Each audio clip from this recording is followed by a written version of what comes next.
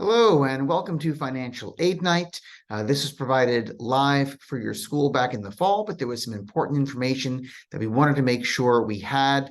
We were waiting on the government to release it, and now they have. And now we can send you the recording that has all the actual confirmed up-to-date information. So buckle up, get some paper, get something to write with, because you're going to take a ton of notes and you're going to learn a lot of things about financial aid in the next couple hours. Feel free to pause me as needed to write things down because I'm going to go briskly. Feel free to pause me and come back another day because it's just so much information. Feel free to fast forward or rewind to just the spots that are most important to you because we're going to be tackling everything. So let's go ahead and get started. Hello. My name is Eric Ginsberg, and I'm a master tutor at Solution Prep, where we do important things like college admissions coaching, as well as SAT and ACT prep, both online and in centers in East Brunswick, where I'm coming to you live from right now, and Wall and Toms River and Little Silver. If you have questions, do not hesitate to reach out to me, questions@solutionprep.com. When I provided this live for your high school, I was able to take questions live, but I'm recording now, so you can email me and we're all good. Do watch the video before you start peppering me with questions because most of the answers will be in this video. But let's start with what is our number one goal for the evening. Our number one goal is to save you money, which is a really great goal to have. Even if you can afford it, even if you think you have all the money saved up that you're going to need for college, it may cost a lot more than you think, and it may take longer than you think. And, maybe you don't want to spend all the money you've ever saved in your life. Maybe you want to have money left over for retirement or vacation or to, help the student with graduate school or to help afford for your next student to go to college or to put a new kitchen on or whatever it is you want to do with money other than just give away more than you need to. And of course, a big part of saving money off the cost of college is minimizing student debt, because once you start borrowing, then you incur interest and fees, and that will drive up the overall cost of college. Now, there's going to be information tonight for people at all income levels, all across the spectrum. So whether you're doing very well or not doing as well as you'd like, there's going to be important information for you throughout our time together. Let's start by talking about the FAFSA. The FAFSA is the free application for federal student aid, and it opens every year like clockwork on October 1st. I'll put a little asterisk on it because this year it took until December 31st to open. And even then it was only a soft launch, which if you're the parent of a senior, you may have experienced has been an absolute nightmare. But now that it's finally working, I've had a chance to work through this and work with over 100 families to get their FAFSAs complete. And so now I feel very confident I can give you all the correct and up-to-date information on this brand new FAFSA that took them 3 extra months to launch than they typically do. And the reason this has been delayed and the reason there's so many changes is because of the FAFSA Simplification Act of 2020 that required the Department of Education to reduce the FAFSA from 108 questions down to 36. But between you and me, it's not that much shorter than it used to be. Some of the things that used to be automatic, you have to do manually now. Some of the things you used to have to do manually are now automatic. And yes, for some families who are on the lower end of earnings, the dynamic nature of this does reduce a lot of questions and can bring it down at least close to that target 36 questions. But there are so many steps, both before the FAFSA and throughout it, that, it's just silly to say it's 36 questions because it is not. I've counted, and depending on this or that, you're looking at maybe double that number of questions. So that's what's going on. But also the new formula that they're using for the FAFSA is supposed to make more students eligible for aid. So they estimate that about 610,000 more students will be eligible for aid under the new formula than the old one. And also they wanted to make it simpler because in the year before they passed this FAFSA Simplification Act, they estimated that over 1 million students who would have been eligible for free aid, for free money for college, didn't get it because they did not fill out the FAFSA. So they wanted to make it easier, to make it so that more students could get it done. Although I'm recording this in early January, the launch was not easy. It's a great big mess. Things are happening now, but it's been an odyssey. So there are 8 reasons why every single family should fill out the FAFSA no matter their financial picture. And there are 5 reasons they tell you, and then there are 3 more they don't tell you. I'm going to start with the 5 reasons they tell you, and I'll sprinkle the other 3 reasons throughout our conversation this evening. Number 1, the FAFSA is your first step for need-based aid from the government, both federal and state. Second, it is your first step for need-based aid from the colleges. And in many instances, the government might say, gee, you middle-class family, you make too much money to need money to afford to go to college. But colleges might say, yeah, that's ridiculous. We understand that money is real and things cost stuff, and we're going to help you out of our own endowment. So a lot of families who think they shouldn't bother because they're not going to get anything do wind up getting something from the college. Number 3, it is your first step for loans from the government, both federal and state. We'll be talking about that today. We'll go over all the different kinds of loans you can get from the government and what the terms, et cetera, are. Number 4, it is your first step for certain major-based grants from the government, irrespective of need. If you're willing to major in certain subjects, there are grants for students. And number 5, it is your first step for federal work study, which is a job your student can work while they're in college, paid for by federal dollars. We'll be exploring all of these topics and 3 more reasons to fill out the FAFSA throughout our conversation tonight, but we have to really start with some helpful tools. So let's jot down some websites. The first is FAFSA.gov. Accept no substitutions. Don't just Google FAFSA and click on the first link that brought the Google ad word, and then you're on a third-party website and you're entering all of your information like your date of birth and your social into some private company, and then, identity theft is a crime. So FAFSA.gov is the official website. That's where you want to go. Next is HESA.org. The Higher Education Student Assistance Authority, HESAA, is New Jersey's financial aid website where you can find all manner of grants and scholarships and loans for New Jersey students. For some of them, you do have to go to college in New Jersey. For others, you can go to college anywhere in the country. We'll be discussing those today. But when I do talk about state stuff, this is the website, HESA.org, where you're going to find more information about all things New Jersey. And the third is studentaid.gov. And studentaid.gov is actually where you're going to start your FAFSA process. And we'll talk about that in a moment, but it's also where I go to comb through information to make sure I'm giving you the most accurate and up-to-date information for a presentation like this. So all 3 of these websites are going to be very useful for you. Jot them down, and let's get going on some key terms for today. I want to tell you some important terms. That way you know what they mean, you know how to use them, and you can kind of decipher all of the jargon that all these websites and colleges will be using. The first term is an acronym, SAI. SAI stands for Student Aid Index. And the Student Aid Index replaces, with the new FAFSA, the old EFC. So if you have older kids in college, you might be familiar with EFC, Expected Family Contribution. And the government felt that that term was very misleading because it made families think they were expected to contribute that much money to college. So they wanted to fix it. So they changed the name. Ta-da! It's fixed now. So now it stands for Student Aid Index. It is a dollar amount, but they're no longer clear about exactly what it's supposed to mean. It just is a thing. And every time families get their Student Aid Index, which at the time of this recording, you still cannot get during the soft open of the FAFSA, they're going to email that to you later. In fact, even though the FAFSA is open right now, they're telling families that they're not going to actually send that information to colleges until late January. So you're probably not going to hear back from colleges till sometime in February. But the point is that they're not giving out SAIs right now. They will email yours to you at some point down the line, still TBD.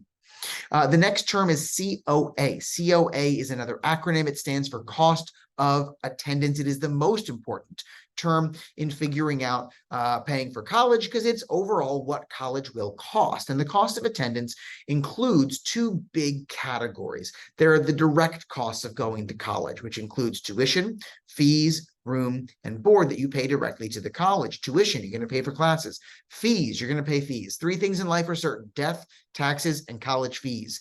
There's going to be activity fees. There's going to be lab fees. There's going to be fee fees. There's going to be fee fi fo fum fees. There's going to be fees. Dorm is, you're going to live there probably, and there are more expensive and less expensive dorms. Board is the meals that you eat, and there are more expensive and less expensive meal plans. Some colleges do require all freshmen to be on the biggest meal plan. Others give you options, but because there are more expensive and less expensive options within here, even some colleges charge a higher tuition for certain majors.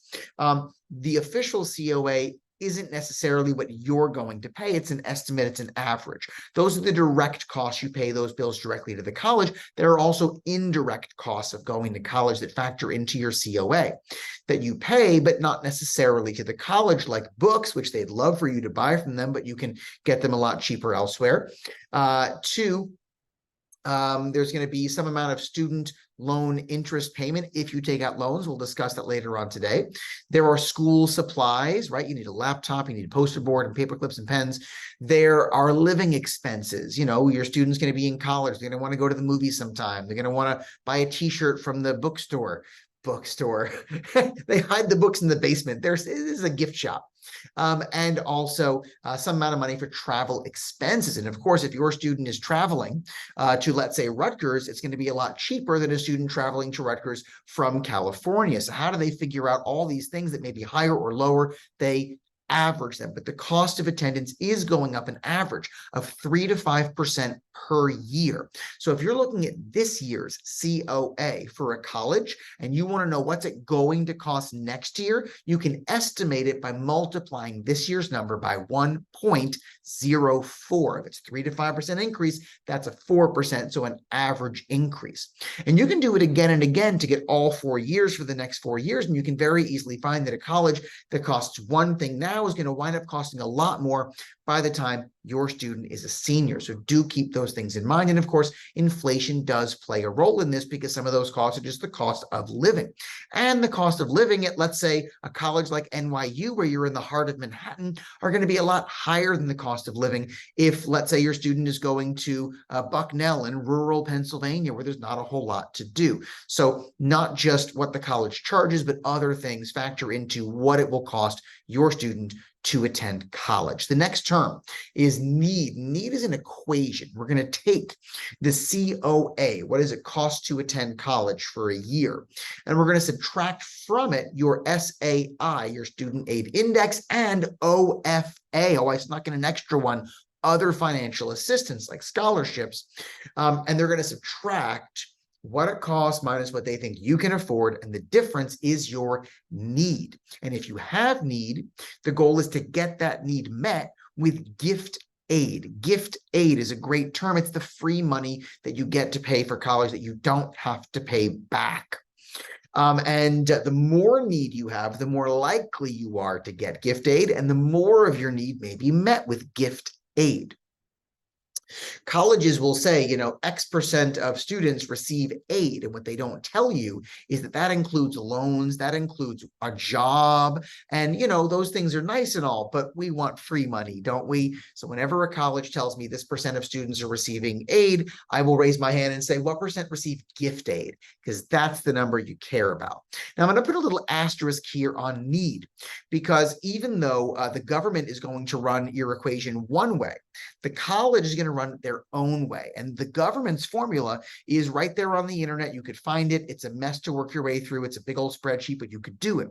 The colleges, they're not as on the level. They don't really tell you what their equation is. Most colleges do have a financial aid calculator or a price calculator that if you go to their website and you enter some of your statistics, it will tell you you could expect to receive potentially this much money, but it's never a guarantee until you actually get an offer from the college with an award letter.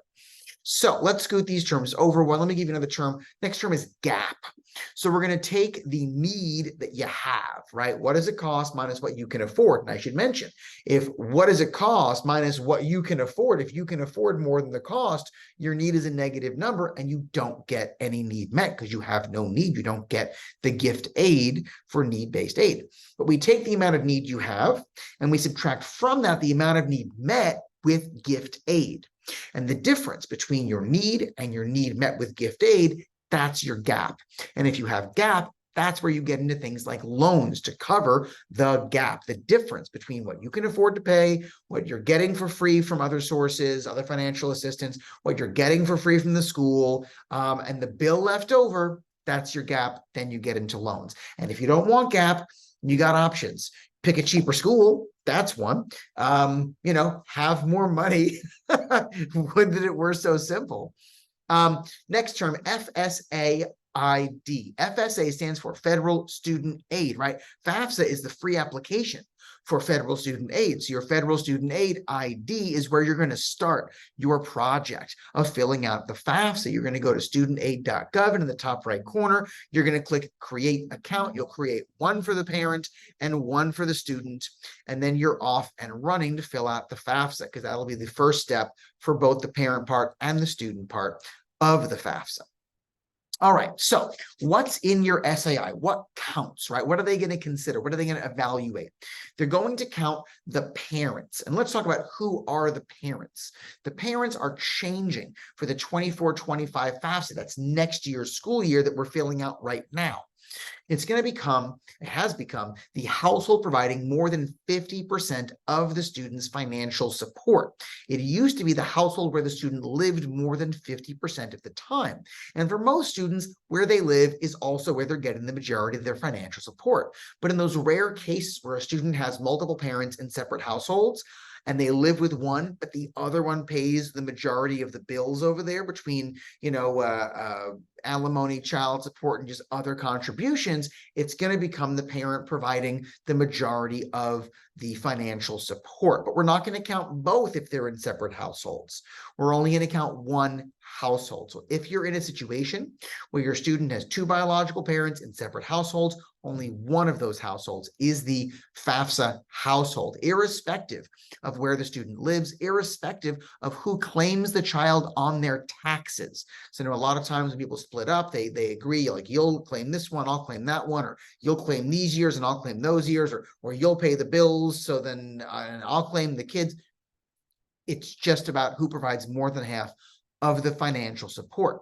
All right. And that does, well, I'm going to get to what it does in a moment. So we're going to look at the income, and the income is going to be a look back.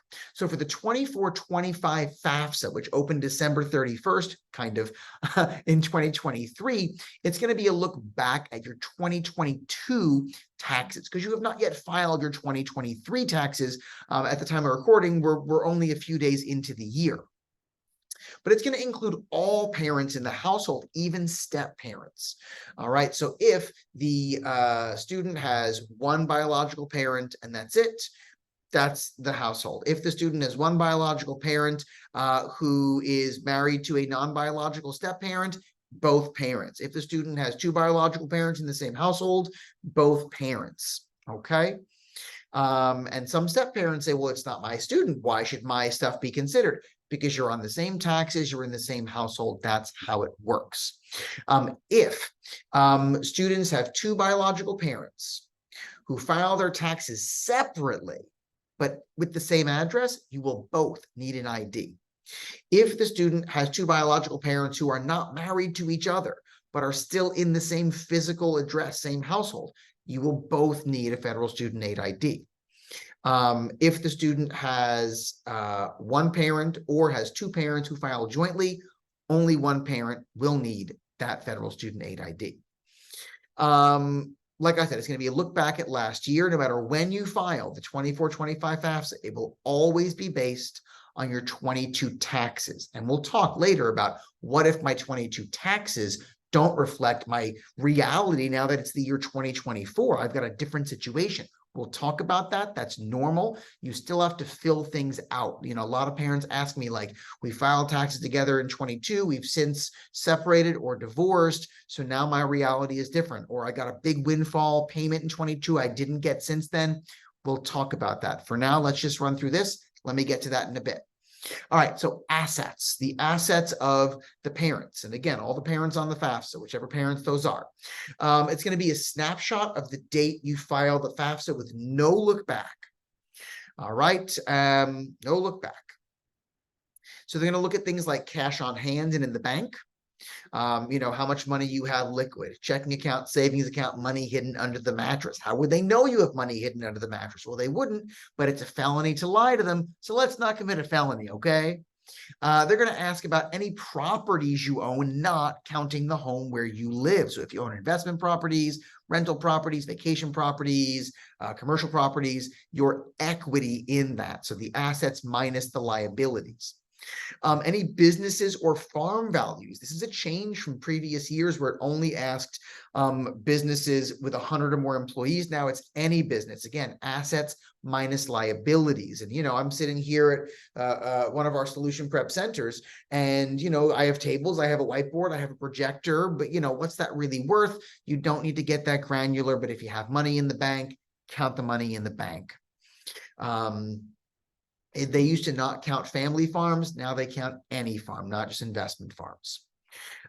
Any investments the parent has. So non-retirement investments in stocks, bonds, CDs, money market accounts, ETFs, index funds. 529 plan for this student only. Used to be all the children in the household. Now it's just this student. And the reason for that is that up until 2004, it was just this student, but because legally you're allowed to transfer 529 money or Coverdell money. And for those of you who don't know what that is, it's like a 401k, but it's for college, meaning you put the money in on post-tax dollars. It's invested, and when the kids are younger, it's invested in higher risk, potentially higher yield investments. And as they get closer to college age, it moves over to lower risk, lower yield investments.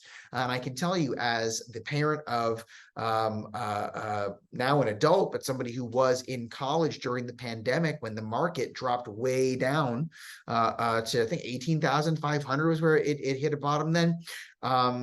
But my son was already in college. So the 529 plan barely took a dent, despite that big tumble, because it was in safer things by the time he was that age.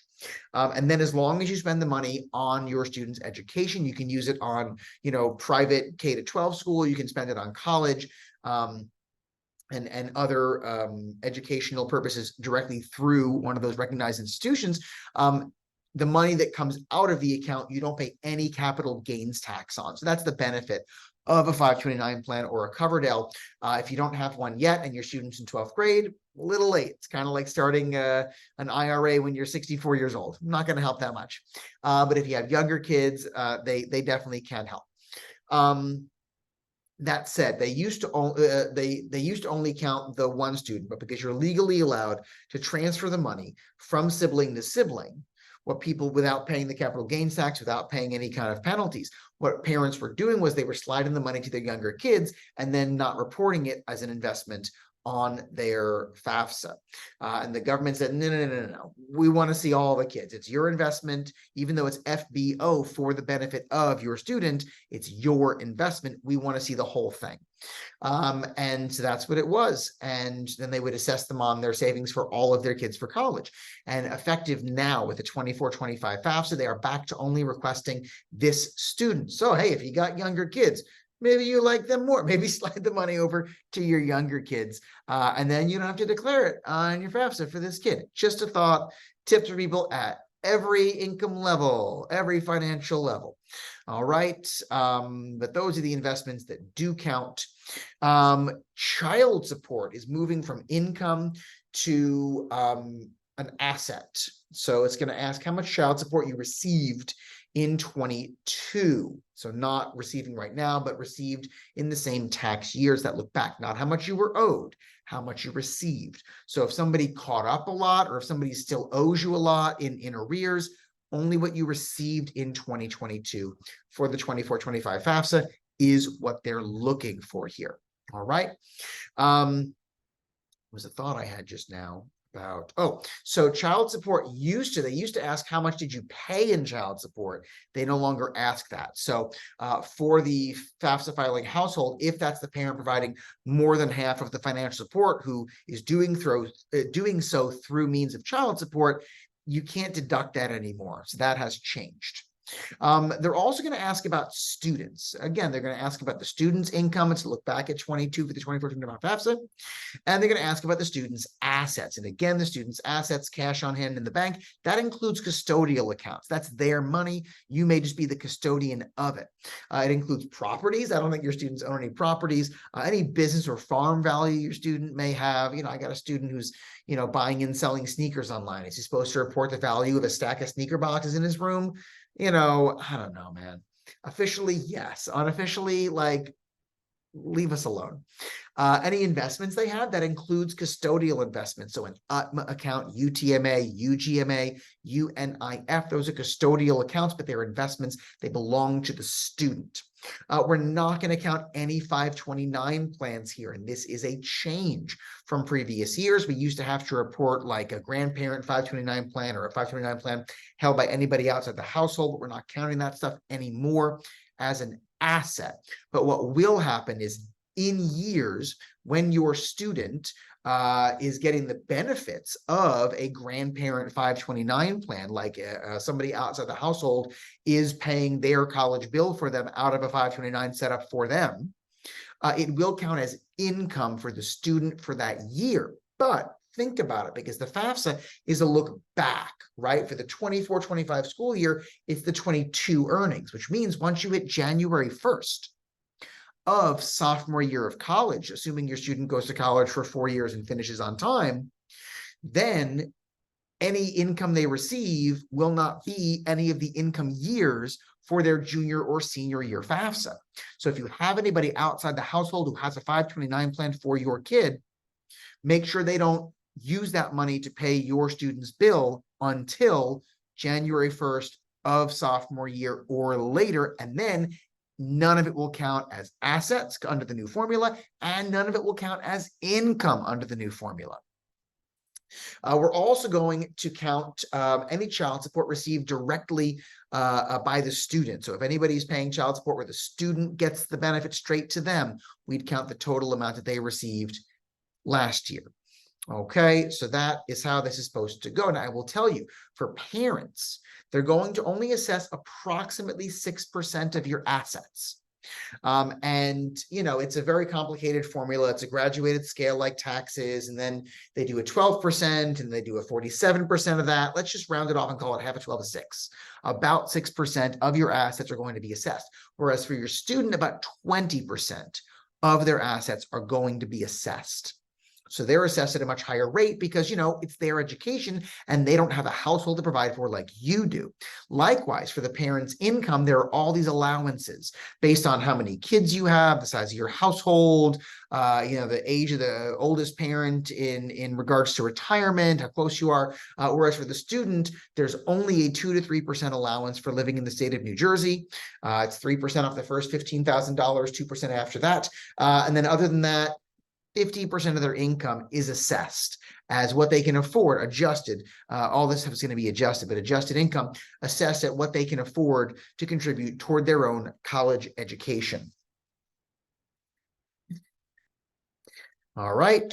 So we talked about what's in your SAI, what's not in your SAI. I kind of talked about some of these things already, but let's make a real bulleted list. They're not going to count your primary home. All right. Where you live is your home. They do not want you to be homeless to put your kid through college. Don't sell the house. They're not going to count any grandparent 529 plans or similar like Coverdale. That includes godparents, non-custodial parents, aunts and uncles. I've got a friend who doesn't have 529 plans for her kids. She has 529 plans for her niece and nephew. Meanwhile, her sister has 529 plans for her kids. And that way, nobody ever has to report anything. Yay, it's wonderful. And I will also tell you a couple things about these grandparent 529 plans. Well, about 529 plans in general. So effective in 2024, where we are now, if you've had your 529 plan for at least 12 years, which, you know, by the time you do the thing I'm going to tell you, it doesn't have to be today. If your student does not fully deplete the 529 plan, let's say they get a bunch of scholarships and college costs less than you had saved up. Awesome. You have extra money left over. You've always been able to put that money into your pocket, but you got to pay the capital gains tax. But now, instead of that, you can roll it into an IRA, traditional IRA for that student, which they can't touch till they retire. Now becomes their asset, not yours, but they'll never have to pay the capital gains tax on it. So that's a new thing. Also effective 24-25, if anybody other than the parents wants to contribute to the 529 plan that you, the parent, have for your child, they can do a one-time 5-year payment. And by 5 years, I mean without running afoul of the gift tax. Above a certain amount of money, a gift above that, you have to pay taxes on. But below that limit, there's no taxes. It's just a gift. But now you can multiply it by 5. And I'll be honest, I don't know what the 24 gift tax amount is. I know in 23 it was $17,000. So times 5 would have been $85,000. And the way it's working, it's a 2-year catch up and a 3-year pay ahead, only specifically to a 529 plan to my knowledge, which means if you have an older parent who's looking to move some money around, that's one place that they can put their money in a way that's going to help their grandchildren. They can give the money to you. They can put it directly into, not give it to you. They can pay it directly into your 529 plan. Just give them the account number. And as long as it is less than or up to 5 times the gift tax amount, you will not have to pay a gift tax on it this one and only time. All right, disability benefits have gone away, and this is a godsend for a lot of families who are on disability. We're in New Jersey. I definitely have parents who are 9/11 survivors, and they have disability benefits, and they're not going to count anymore effective for the 24-25 FAFSA. So that's some great news. It's not going to ask anything about your retirement investments. So IRAs, 401ks, 403bs, SEP, Simple, Keogh, age-restricted annuity, whole life insurance, pensions, not going to count at all. I get a question a lot about, like, what about stock options, or where, like, I'm not vested yet, or what about a trust? And the answer is always the same. If you can't access it, it doesn't count. If you do have access to it, it counts. People say, what about I got a bunch of money as like an inheritance this one time? Well, the money's sitting in your bank account, so it's your money. No matter how you got it, you have it now, you report it. Now, legally, you are allowed to borrow from your 401k without paying the early withdrawal penalty, without paying the capital gains tax, to put yourself or your children through college, or I think buy your first house for your deposit for that, I think. You're also legally allowed to take from your IRA. You will pay the early withdrawal penalty. You will not pay, you will pay the capital gains tax. You will not pay the early withdrawal penalty. That's what it is. No penalty, but you are going to pay the capital gains tax. With the 401k, you're not paying anything because you're going to put it back later. But keep in mind, I don't recommend either of these, because if your money is not invested, it's not appreciating, and you can't borrow in retirement when you have no income. You also do not have to report cars, boats, jewelry, art, musical equipment. Hey, have you thought about putting your money into diamonds? Don't, though. They have really low resale value.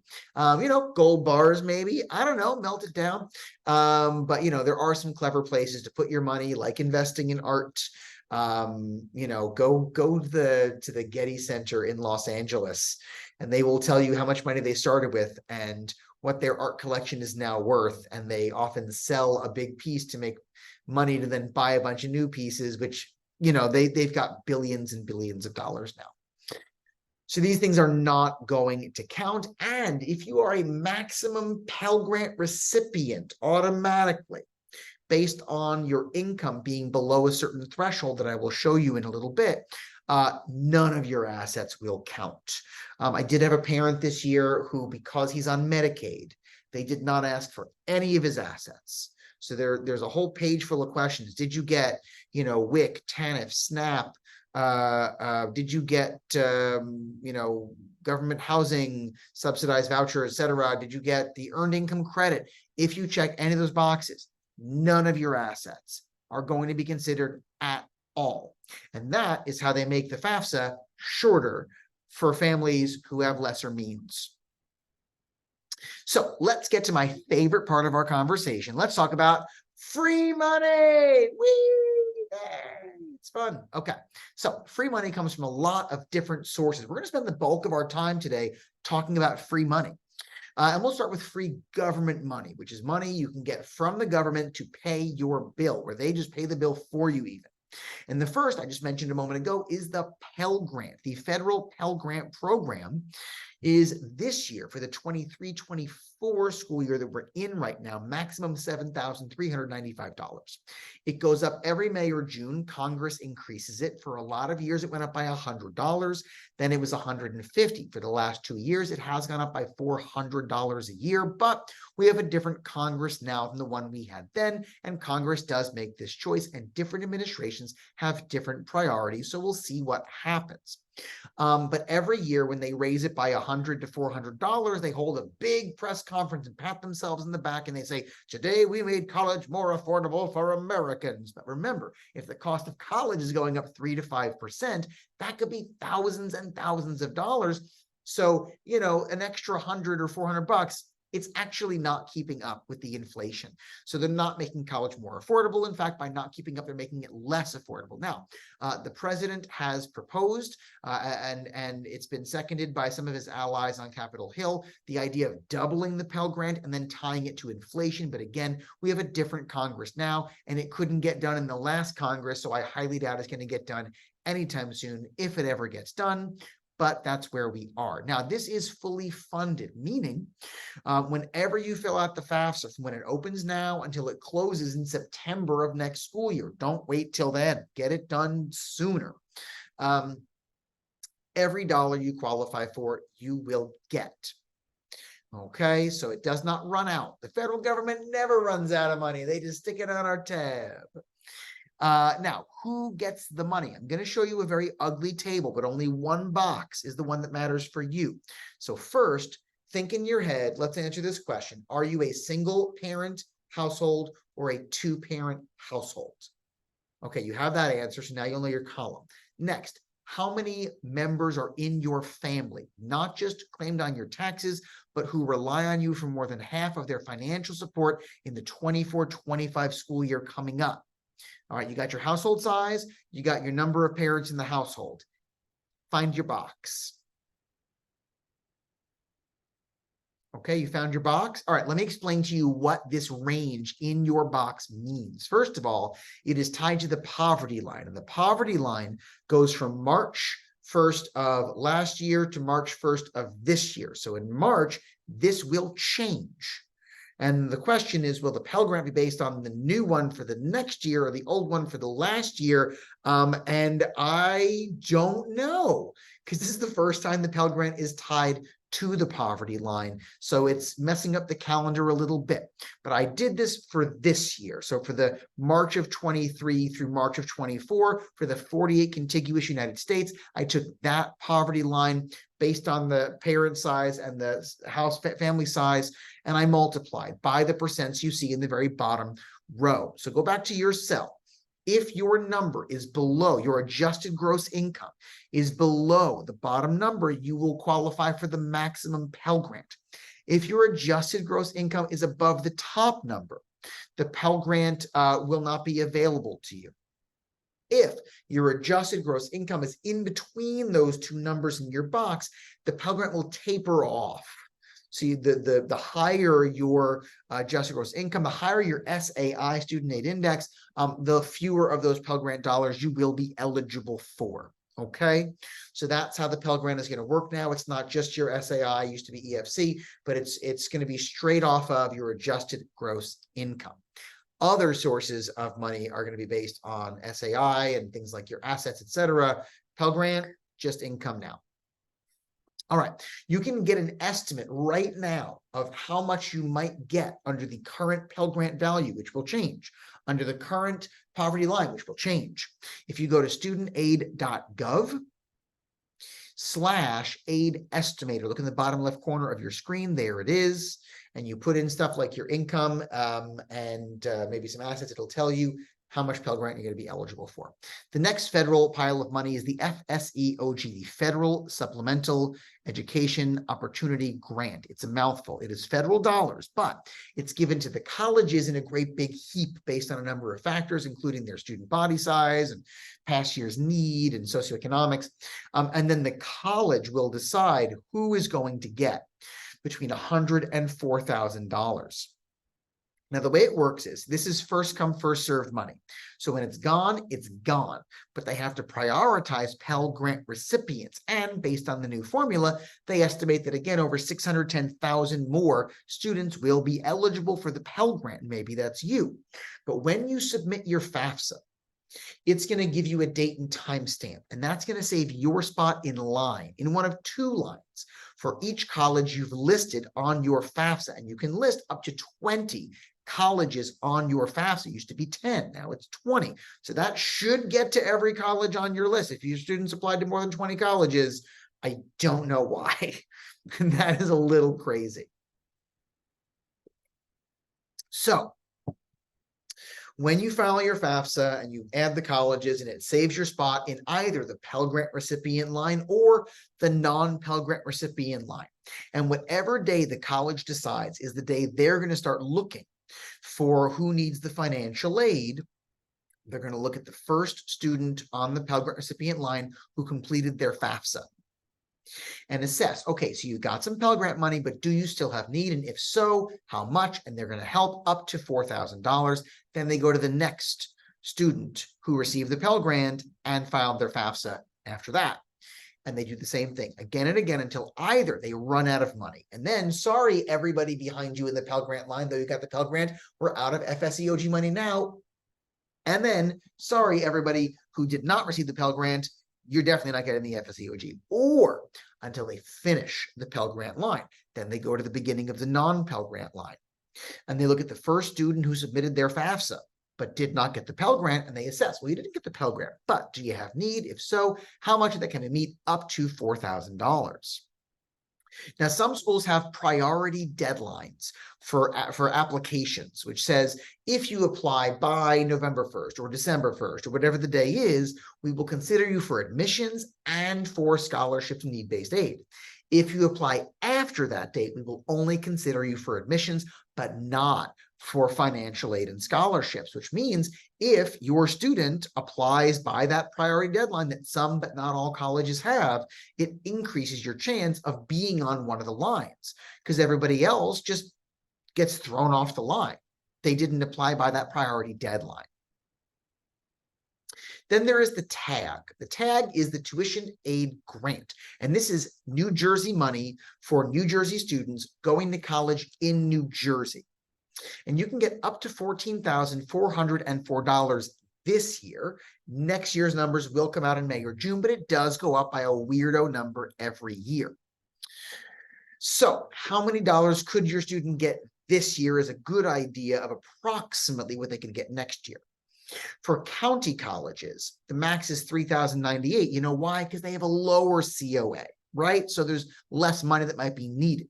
For our public universities, the most you can get is $94.96. Again, they're more expensive than a community college. So there's, more money you might be able to get. Now, for our research institutions, specific degree programs at Rutgers, NJIT, Montclair, Rowan, and Kane, the max you can get is $10,964. And for the private independent colleges and universities in the state of New Jersey, the max is that $14,404. And it's possible, based on your SAI, that you might have an SAI bigger than the COA for a county college, or maybe even a state college, but below the COA for one of these research institutions or for a private college. So you might get nothing for the cheaper schools, but something for the more expensive schools. Or you might get none of this, or you might get all of this. But it does taper off. It's not binary. It's not all or nothing. So depending on how much need you have, you could get none, some, or all of these dollars. You can also get an estimate of approximately how much you could get by using the TAG estimator at that New Jersey website, that HESAA.org. Right? You go to the TAG estimator, input stuff like your name and not your name, input stuff without your name, without your date of birth, without your social, input stuff like your income, your assets, and the college you're considering, and it'll give you an estimate. It's not tied to you. It's not binding. It's just an estimate for these schools. There's also something called the CCOG. That's the Community College Opportunity Grant. That makes community college absolutely free for New Jersey residents. It's a last dollar tuition and fee grant if you have an adjusted gross income for your household less than or equal to $65,000. Now, if you're above that, great, I'm happy for you. But if you're below that, whether you get the Pell Grant or not, whether you get the FSEOG or not, whether you get the tag or not, if you have any need left over, any bill left over, they'll cover the rest of the bill. The rest of the bill is paid. It's free. Now, this was where the story ended until this year. So now under the CCOG, if your AGI is between 65K and 80K, you get half off the cost of your county college, plus any scholarships. And then if your AGI is between 80K and 100K, you get 33% off the bill. And then, whatever grants and scholarships you get toward that. So they are increasing the CCOG. So if you weren't earning less than 65K, but you were earning less than 100K, you do still get some benefits of that, which is new this year in the 23-24 year. Maybe it expands next year. We're going to find out, but this is where we are right now. So this is what I'm going to tell you. Now, there's also the Garden State Guarantee. The Garden State Guarantee says that if you use the CCOG for freshman and sophomore year, it will extend to junior and senior year at any public college in New Jersey that you can get accepted to. Obviously, you have to get in first. But again, a last dollar tuition and fees grant for an adjusted gross income household less than or equal to $65,000. But listen, there's not just tuition and fees. Room still costs, board still costs. And even if your student's commuting, they still got to live somewhere. They still got to eat something. So it's still not going to cover that. And it's not covering any of those indirect expenses we talked about before: books, school supplies, travel expenses, student loan payment, and living expenses. Those things still will cost. This is just tuition and fees. If you have an AGI between 65K and 80K, the max you'll pay for tuition and fees is $7,500 at public college in New Jersey. And if your AGI is 80K to 100K, your max out of pocket will be $10,000 for tuition and fees. And considering our public universities are now charging over $15,000 for tuition alone, then this definitely can be a big help. Now, some colleges in New Jersey have said, you know what, that's not enough. We want to go further.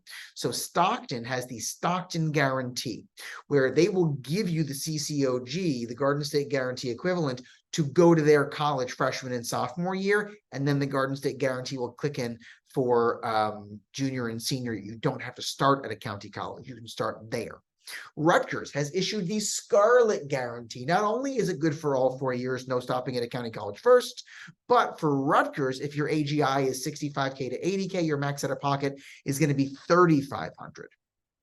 And if your AGI is 80K to 100K, your max out of pocket for Rutgers is going to be $5,000 for tuition and fees. Princeton has even said not enough. We are committed to getting to the point where we are meeting 100% of students' need without having to take out any loan. And Princeton is really great about giving out free money. And most years they are ranked as having the happiest students in America. And maybe it's because those students aren't worried about their bills. So just things to think about. Every college is different. It's the Wild West out there. Now, if you are a U.S. citizen or permanent resident, you will be able to fill out the FAFSA, and that will qualify you for the Pell Grant, the FSEOG, the TAG, the CCOG, and the Garden State Guarantee. But if you are not, if your student is not a U.S. citizen or permanent resident, green card holder, they will not be eligible to fill out the FAFSA, but they will be eligible to go to that HESA.org website and apply for the New Jersey Alternative Financial Aid application. So when they fill that out, they'll be eligible for the TAG, the CCOG, and the Garden State Guarantee, as long as they've lived in New Jersey for at least 12 months, irrespective of their immigration status, even if they are undocumented. There's also the EOF, the Economic Opportunity Fund. It's for economically underserved families. It varies. Some schools do require that you be a first-generation college student to receive that, meaning your parents did not graduate from college, but it's up to $3,050. It's a combination of income and assets. So you can take a look at that. Some people may say, Eric, your chart only goes up to a household size of 6. I've got a household size of more. Here it shows you how much to add. In the last table, you just add the same amount. You can see the difference from 2 to 3 and 3 to 4 and 4 to 5. It is linear. So if you want to go back to that last table for the Pell Grant, you can do the same thing there. You're doing over here. It's a different amount, but it is the same amount from number of family size as you increase. So if you qualify for it based on income and assets, and income is always adjusted gross income, then you might get up to $3,050. You also might qualify for the Governor's Urban Scholarship if you live in one of those few zip codes in the state of New Jersey, which you probably don't. So, but it exists. It's a real thing. All right. So how do we reduce your SAI? Because think about it. If we establish need as taking COA minus SAI, if we lower your COA and SAI, if we lower your SAI, we increase your need. Or if your SAI was above the COA, we can bring it below the COA and create need. And remember, the more need you have, the more need might get met with gift aid, free money. So let's talk about how to reduce your SAI. I'm going to preface it by explaining this is not financial planning advice. Consult a financial planning professional. This is not tax advice. Consult a tax professional. Are we thoroughly disclaimed? Okay. So move money out of your student's name. Because your student's assets are assessed at 20% and the parents at 6%, money in your student's name is going to increase your SAI a lot faster. So one thing you could do is, let's say your student has money that they've been saving to help them with college. And also, as they're turning 17, you'd like to help them. You're going to buy them a car. And so, you know what? Let me buy you a car. You save your money for college. No, do it the other way around. Let them buy the car out of their own money, and you save your money for college. That way, when you file the FAFSA, the car doesn't count. The money's gone from their account. You have the money. It's assessed at 6%, not 20%. One thing you can't do is you can't go into your custodial account with your student and just take the money out of their account and put it into your account. There's a legal term for that. It's called theft. Don't steal from your kids, because if you do, you're going to have, in addition to the expense of college, you'll have the expense of therapy, because let's face it, you break it, you buy it. Next, spend the student's assets first. So every year you will fill out the FAFSA, and every year it will be a new look at the money you have then and the money you earned previously. So if you spend the student's money on a freshman year, then the money's not there when you file the FAFSA for their sophomore year. Get the money out of their account. Spend cash on hand next. If you have money saved up, invested, etc., to put your kid through college, spend before you borrow. Let's say, hypothetically, your student picks a college that costs $50,000 COA.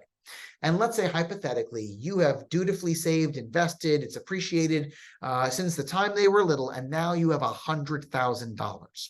So the mistake families make is they take the $100,000 they have saved, they divide it by the 4 years of college, they pay 25 toward the bill of 50, and they borrow the other 25. The next year they pay 25, borrow 25, the next year pay, borrow.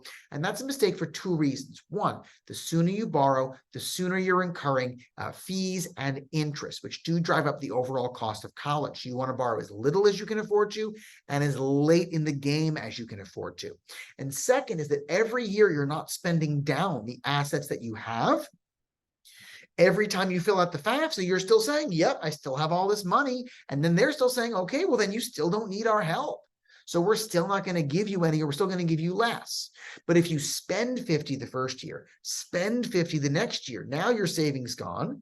And then the third year, you don't have money. Now you have need. Now you have more need. Now you get free money before you borrow, and that reduces the amount that you borrow. I will also tell you that most colleges are pleased as punch to put you on an installment plan. So if you can afford over 10 or 12 months, more than you can afford right now when the bill comes due, work it out with them, because it's much better to pay it to them where there are no fees than it is to, and no interest, than it is to borrow the money and pay it off with that inflated cost. Spend necessary money before you file your FAFSA. Remember, a FAFSA asks what money you have on hand right now. It doesn't ask what you had yesterday. There's no look back. So if you're about to buy a car, but you're just waiting to get down to the dealership this weekend, get down to the dealership, buy the car, then file the FAFSA. Get the money out of your account. I'm not saying to spend frivolously. Okay, I'm not saying spend the grocery money. But if you can afford to prepay your mortgage, pay a few months ahead, that will reduce your assets. Because remember, your home doesn't count. So the money you put into your home doesn't count. If you can, pay it directly toward principal on your mortgage, it'll even help save you interest in the long run. But even just paying a few months ahead, that can help. Now, of course, when you look at that student aid estimator, when you look at that FAFSA for the tag estimator, you can play around with money and see, well, what if I had less? What if I had more? And it'll tell you, you'd have more, you'd have less, no change. If it's no change, you don't need to go through this rigmarole. If it's not going to make a difference. That said, that's only the difference for the Pell Grant and for the tag. It may still make a difference to the colleges. And again, their equations are very opaque. You don't get to see how they're crunching the numbers. So, you can still run it with their estimator on their website, their financial aid calculator on their website to get an idea. Some families, they earn so much money, they have so much in assets, no moving things around is going to change that. Other families, they are so far below the threshold, like it doesn't matter. They're going to get the maximum aid. And other families are kind of, in that taper off period, where if you had less would taper off and you'd get more benefit out of it. Some are real close to the cusp. Maximize retirement and whole life insurance contributions. They're going to ask how much money you put into tax-deferred retirement investments in the 22 tax year. So for your 401k, your traditional IRA, SEP, Simple, they're going to ask that stuff. They're not going to ask how much money is in it. And the mistake so many families make is they get the money as income and it gets assessed. Then they put the money in their bank account because they love watching the numbers get higher. Like it's a video game you're playing for points, and whoever has the most points in the end wins. But then that gets assessed again. Think about a student for a moment. If a student gets 50% of their income assessed and then 20% of their assets assessed, and they get $1,000 in income, $500 gets assessed. They put the $1,000 in their account. Now 20%, $200 gets assessed. Now 700 out of 1,000, 70% got assessed because the same dollars got counted twice. So if you can get the money in and then put it where it goes to pay your bills, to pay off that medical bill on an installment, to pay the contractor for the new kitchen that is in the process of getting done, to pay the party planner for the bar mitzvah that's coming up. I had a parent who, she had worked for a school district. She had a pension. Then when she had her children, she took time off and they emptied out her pension. They gave her the money. And then when they got a little older, she went back to work for a different school district and she had not gotten around to putting the pension money back into her pension. So the day we were doing the FAFSA, that money was, for all intents and purposes, non-retirement money. She could theoretically go down to the racetrack and put all the money on the ponies and have herself a good old day, right? The next day might not be so good. My point is, if you have the money, they're going to assess it. But if it's in protected places like your home, like your retirement, it only gets counted as income and not as an asset. So it doesn't get double counted. Reduce your income if you can, or maybe you can't. I don't know your situation. But if, like me, you run a small business, at Solution Prep, we've got about a dozen coworkers here. We have 4 centers. And if I leave the money in the business account instead of paying myself, well, then it gets counted as my business asset. Plus, I got to pay corporate taxes on it. No, thank you. But if I choose to take that money instead of paying myself and I invest it in opening a new center, or hiring more staff, or putting the money into marketing expenses, now it's not in my pocket. It's not an asset of the business. It's like Brewster's Millions. It's gone, even though it benefited me in some way. So consider that if you run a small business. Also, maybe it's getting to the end of the year in November, December. You can ask your boss, hey, listen, instead of giving me that bonus now, that big commission check now, can I get that in January? And sometimes they'll say no problem. And sometimes they'll say, no, I got to get it off the books now. But keep in mind, any income you receive January 1st or later of your student's sophomore year in college won't be part of your FAFSA earning years, though it may be part of your assets once you file the FAFSA if the money is still sitting in your account. But you can get it off your income by pushing it to January or later of sophomore year or later. So think about those things. Consider what's available to you. One more thing that used to reduce the SAI, but not anymore, is the multi-student discount. The way the multi-student discount used to work was, let's say, hypothetically, you have 2 kids. and they each picked a college that costs, let's say, $60, right? So 60 and 60 is 120, but you only have $100. The multi-student discount would take your $100, divide it by 2. You can afford 50 and 50, but if the bill is 60 and 60, you need help with 10 over here, you need help with 10 over there. That is gone. The way they're working it now, even though it asks you how many students you'll have in college next year, is that they look at your student whose bill is 60 and you've got 100, you can afford it. They look at the other student whose bill is 60 and, well, you've got 100, you can afford it, as if you have the same money twice, which is nuts. And how do we fix this? I don't know. Write to your member of Congress. Now, just because the government no longer takes the multi-student discount into account doesn't mean the college won't, because the college runs the numbers however they want. And that's why the FAFSA is still asking about that multi-student discount. Sorry, is still asking about how many students you'll have in college, even though they're not providing the multi-student discount to you on the federal side. So just be aware of that. All right, we talked about free government money where the government pays your bill. Let's talk about more free government money, but this is where you pay your bill and they reimburse you. They pay you back for the money you spent. What a country, right? And this is in the form of tax credit, starting with the American Opportunity Tax Credit, the AOTC. The American Opportunity Tax Credit can give you back up to $2,500 as long as you spend $4,000 or more in a single tax year on college. And as the parent of a recent college graduate, let me tell you, it is very easy to spend $4,000 or more on a single tax year. I want to say a single school year, single tax year. Now, if you're a single parent earning under $80,000 adjusted or double that for a married couple, you qualify for the whole thing. If you're earning $90,000 or more or double that for a married couple, you will not qualify for this. If you are in between that bracket, it will taper off. You'll get less and less until eventually it hits zero at the top of the bracket. And if you're thinking right now, oh, Eric, I'm not going to get that. This is a waste of my time. First of all, I told you how to hide your kids' 529 plans and to put your money into gold bars and art. This is different tips for people at all different levels of the economic spectrum.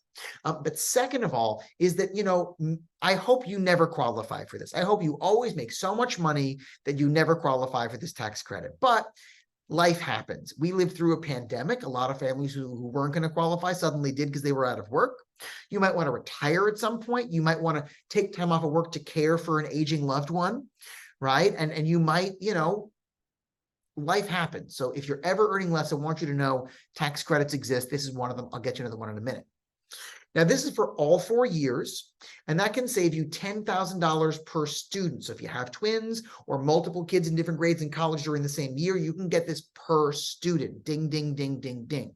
I had a family once, oh my goodness. They had their oldest one, then they had twins, then they had triplets. So for 1 year, they had 6 kids in college at once. Ugh, but at least they could get this.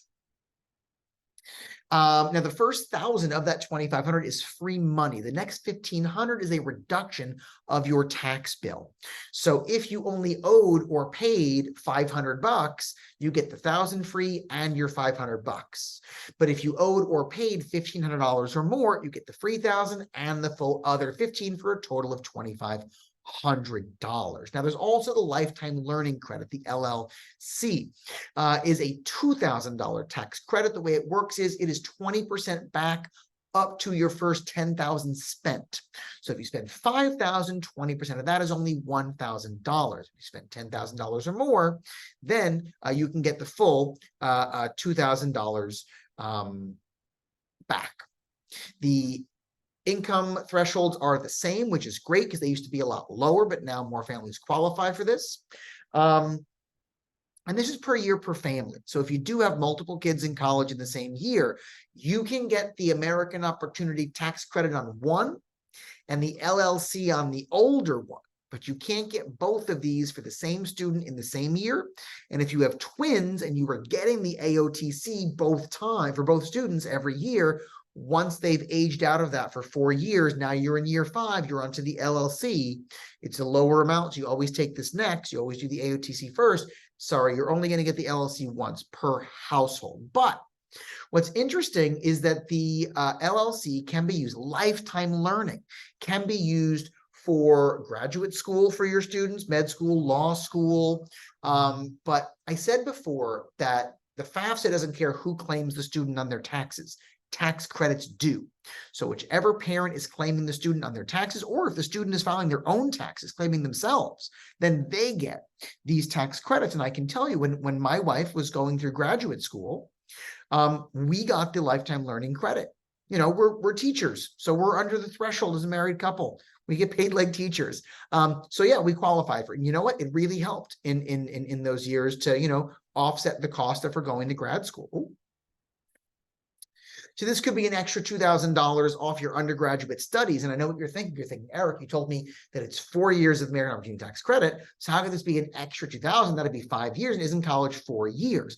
Well, yes, but also no. So right now we're in the 23-24 school year. 1 school year, 2 tax years, which means in a perfect situation where your student goes to college for 4 years and graduates on time, their 8th semester is going to be your 5th tax year. Their 4th school year, your 5th tax year. So you pay that bill after January 1st, and now it counts toward year 5, and then you get the LLC on that year. So this only goes toward your tax bill. So if you owed or paid less than $2,000, you only get back what you owed or paid. If you owed or paid more than $2,000, you get back the whole $2,000. So this could save you up to $12,000 off the cost of your student going to college. And a lot of families say, Eric, $2,000 here, $2,500 there, like it's nickels and dimes. You know, college is real expensive. I know, but $12,000, that's a real amount of money, right? That really adds up, guys. A few bucks here, a few bucks there. Before you know it, we're talking about real money. And that's how this stuff works. It's all little bit, little bit, little bit. And we want to get as many little bits as possible. You know, every sandcastle is built from tiny grains of sand. All right, so we're done with the government. Now we're going to go to free money from colleges. Colleges might want to help you afford to go to their college. Why? Well, it could be merit aid. And colleges give your student merit aid for basically 3 reasons. But essentially, it's based on things like your grades, your scores on SATs and ACTs. It's based on stuff like your essays, your extracurricular activities, things like that. So before I get into the 3 reasons, I mentioned a thing. I said SAT and ACT scores. When the pandemic happened, a lot of colleges went test optional and stopped using SAT and ACT scores as a requirement for their merit-based scholarships. But as the years have gone on, some colleges have gone back to requiring test scores for admission, and others that are still test optional for admissions are still requiring test scores for their scholarships. And they're not saying that part out loud. So they might say, oh, we're test optional, test optional, test optional. And what they don't tell you is, but not for scholarships. We'll need scores for that. So make sure to ask that question. If a college says we're test optional, ask for all majors, because sometimes it's not for all majors. And also ask even for scholarships. And if they seem anything less than 100%, yeah, it should be. No. You want an actual answer from somebody who knows, okay? All right, so there's 3 reasons a college might want to give you merit money. First of all, it may be they think you're going to make them look good. They think you're going to bring up their averages, their average test scores, their average grades. You know, you're going to represent their college well in the world. You know, you're going to be able to give internships to their students someday. You're going to hire their graduates someday. You're going to donate to their alumni fund someday. That stuff really matters to them. And if they see a bright future for you, they're going to want to be a part of it. A second reason the college might want to give you merit money is, well, just, you know, they need butts in the seat, and they expect that you may have better offers at better colleges. So if they want to get you, they got to make it worth your while. So they might offer you some money. They figure getting some of your money is better than getting none of your money. And the third reason that colleges give merit money is it's a marketing gimmick. It's a markup for a markdown. So what they do is they jack up the price of their school to seem fancy. Then they give everybody free money. And listen, how does a high school student feel when they get offered $10, $20, $30, $40,000 a year sometimes by a college? They feel pretty good. And how do they feel about that college? They feel pretty good. It makes them want to commit. They want to go where they're wanted, right? It's really important when we're comparing the cost of college. We don't just look at the size of the scholarship. We look at the cost of attendance after scholarships, because sometimes a school giving you a smaller scholarship still comes in at a lower price than a more expensive school giving you a bigger scholarship, but not quite catching up to that less expensive school and smaller scholarship. So this is also reason number 6. I promised you 8. Here's reason number 6 to file your FAFSA, because some colleges, not all, not most, but some will require students to complete their FAFSA in order to get the merit scholarships they've been offered. And I've seen it happen. I've seen families say, Eric, we're rich, we're really rich, we're not going to do the FAFSA, we're not going to get anything, there's no point. And then they lost out on a $10,000 or more scholarship that their student was offered for merit. Because the college wants to make sure that you're not leaving government dollars on the table before they reach into their own endowment to support you. And guess what that family did the next year? They filed the FAFSA and they got their scholarship. I don't care how rich you are. Losing $10,000 has to hurt. And if it doesn't hurt, give it to me. I'll take it. Hey, listen, you don't care anyway, right? What's $10,000 to you? I'll put it to good use. I'll take it to Hawaii. I'll show it the sights. I'll raise it like it was my own. Don't like that, do you? Don't waste it by not filing the FAFSA. Okay, next.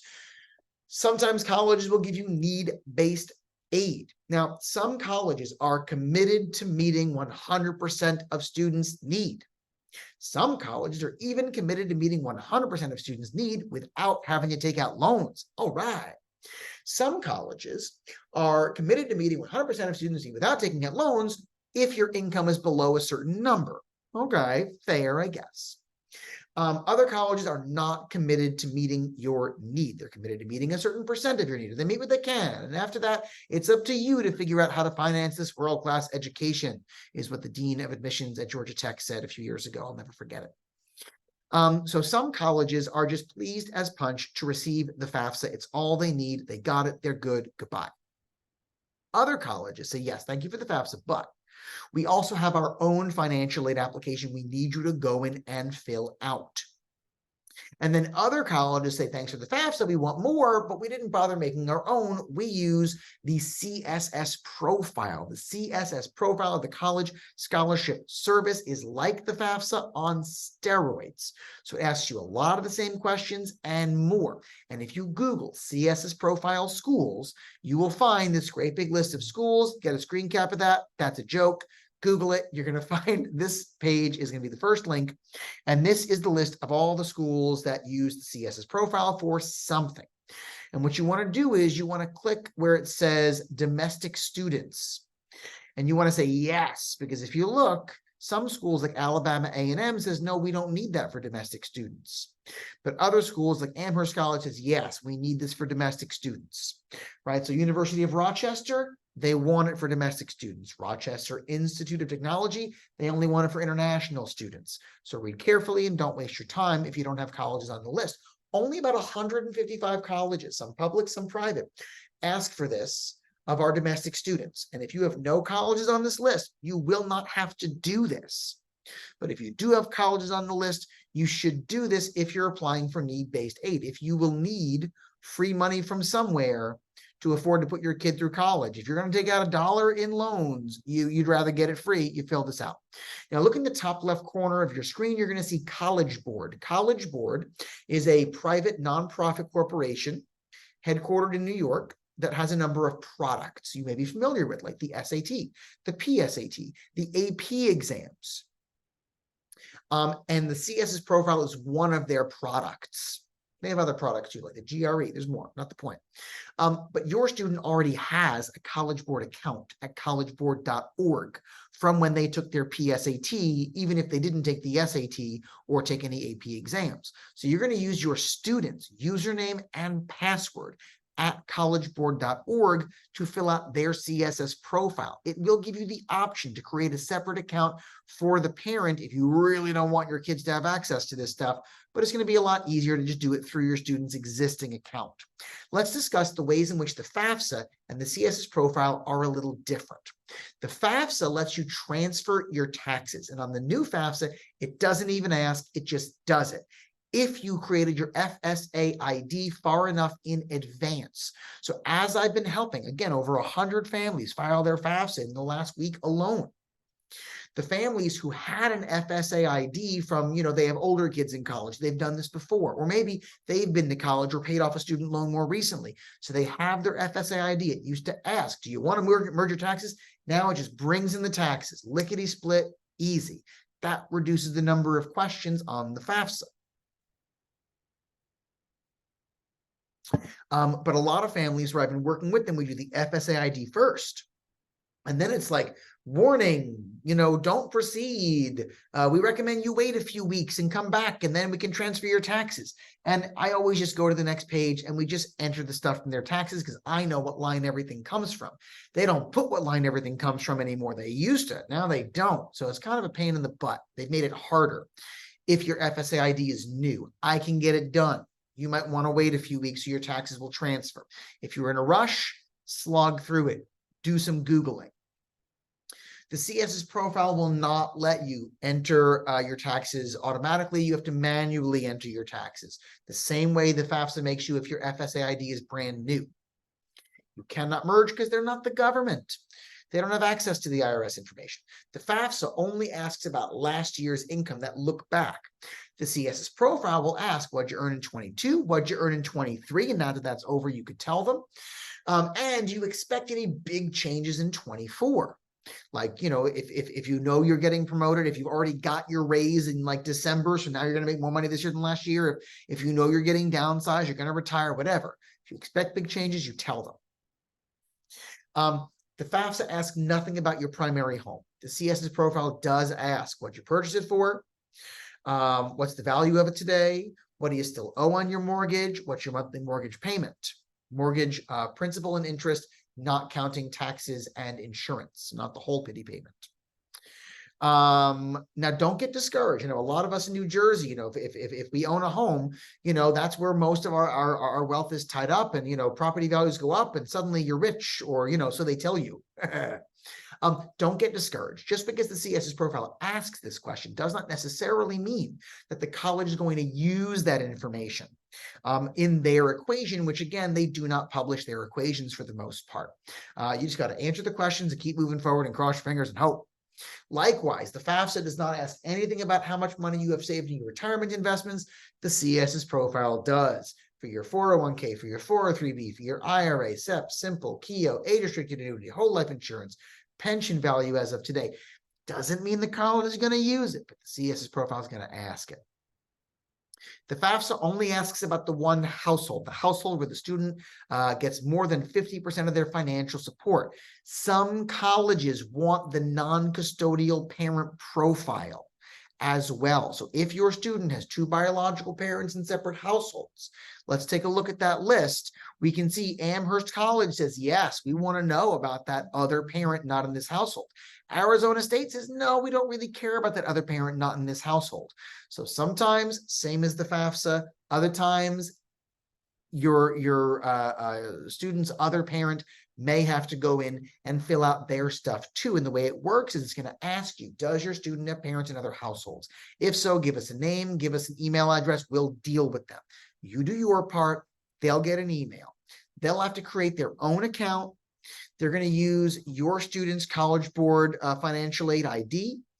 That way it syncs with their CSS profile. They're not going to see your financial information. You're not going to see their financial information, but the college will see both, because they expect that if your student has another parent, maybe that parent should be kicking in toward the cost of your student to go to college. That's only fair, right? I know we all want to hide the money, but they're looking. The FAFSA, you're basically on Scout's honor. Could you get audited? Yes. Has it ever happened to one of my families? No. Would you be the first? Your luck, right? That would be your luck, that you'd be the first one. Don't lie. It's a felony. The CSS profile, sometimes they want you to verify everything you said to them, because unlike the government, they don't have access to your taxes and your W-2s, so they might use the IDOC. So Amherst says, yes, we want the IDOC. Arizona says, no, we don't care about the IDOC. And the IDOC is where you may have to upload things like your 1040 for the parent, for the student, things like W-2s and 1099s. They may ask if your student didn't have any earnings, they have to fill out a form that swears they didn't have any earnings. Then there are some colleges that are on the CSS profile or not, that on their website, once your student applies, they're going to get their own login on the college website. And it may say, we want you to upload your documents here. Just last night, I had a family that they had done the CSS profile for Lehigh. But the IDOC was not required. They did the IDOC for the schools that did require it. But Lehigh didn't get the IDOC because they don't use the IDOC on the CSS profile. So we had to go to the Lehigh website and upload the same things we just uploaded, but now to the Lehigh website. It's a massive pain in the butt. And I'm sorry you have to go through this, but again, it is the Wild West where every college does whatever they want, and you just have to suffer through it if you want your kid to go to college. Sorry. The FAFSA is free. The first F stands for free. It's the free application for federal student aid. Whereas the CSS profile costs $9.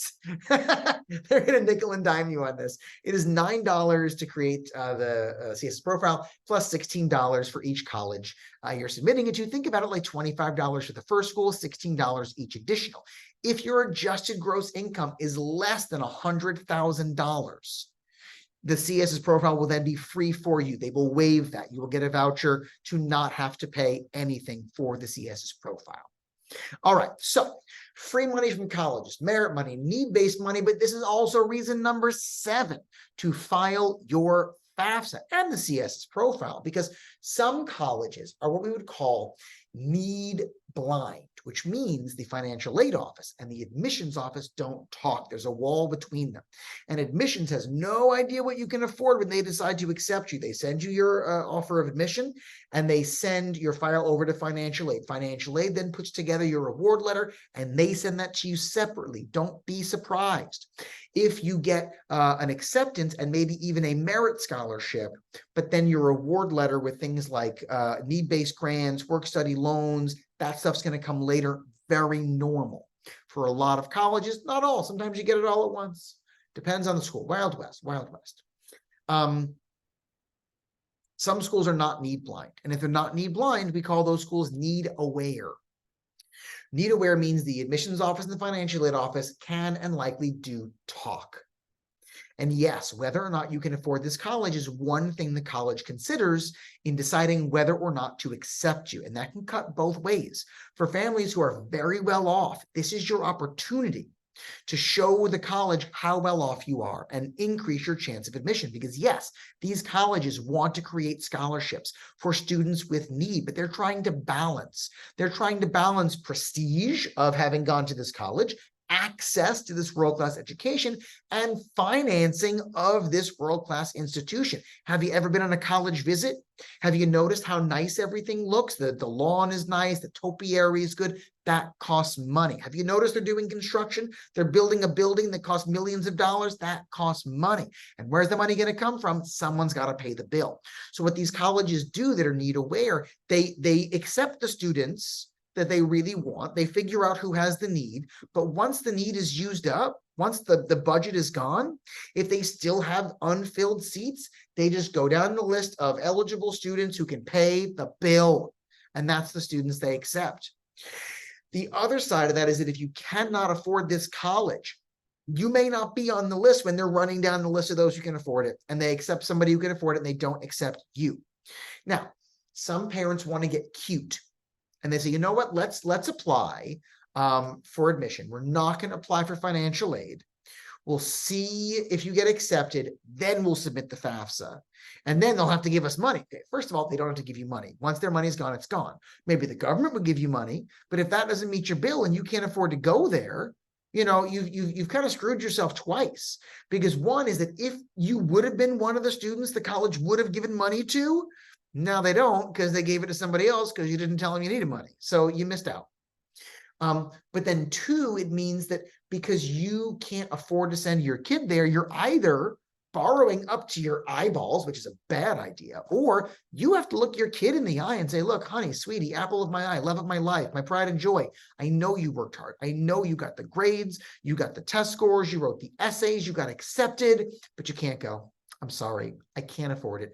We don't have the money. Because if the college rejects them, the college never tells them why. The college never said it's because we picked rich kids over you. The college just said we had a lot of great applicants and not enough room for everybody. Best of luck somewhere else.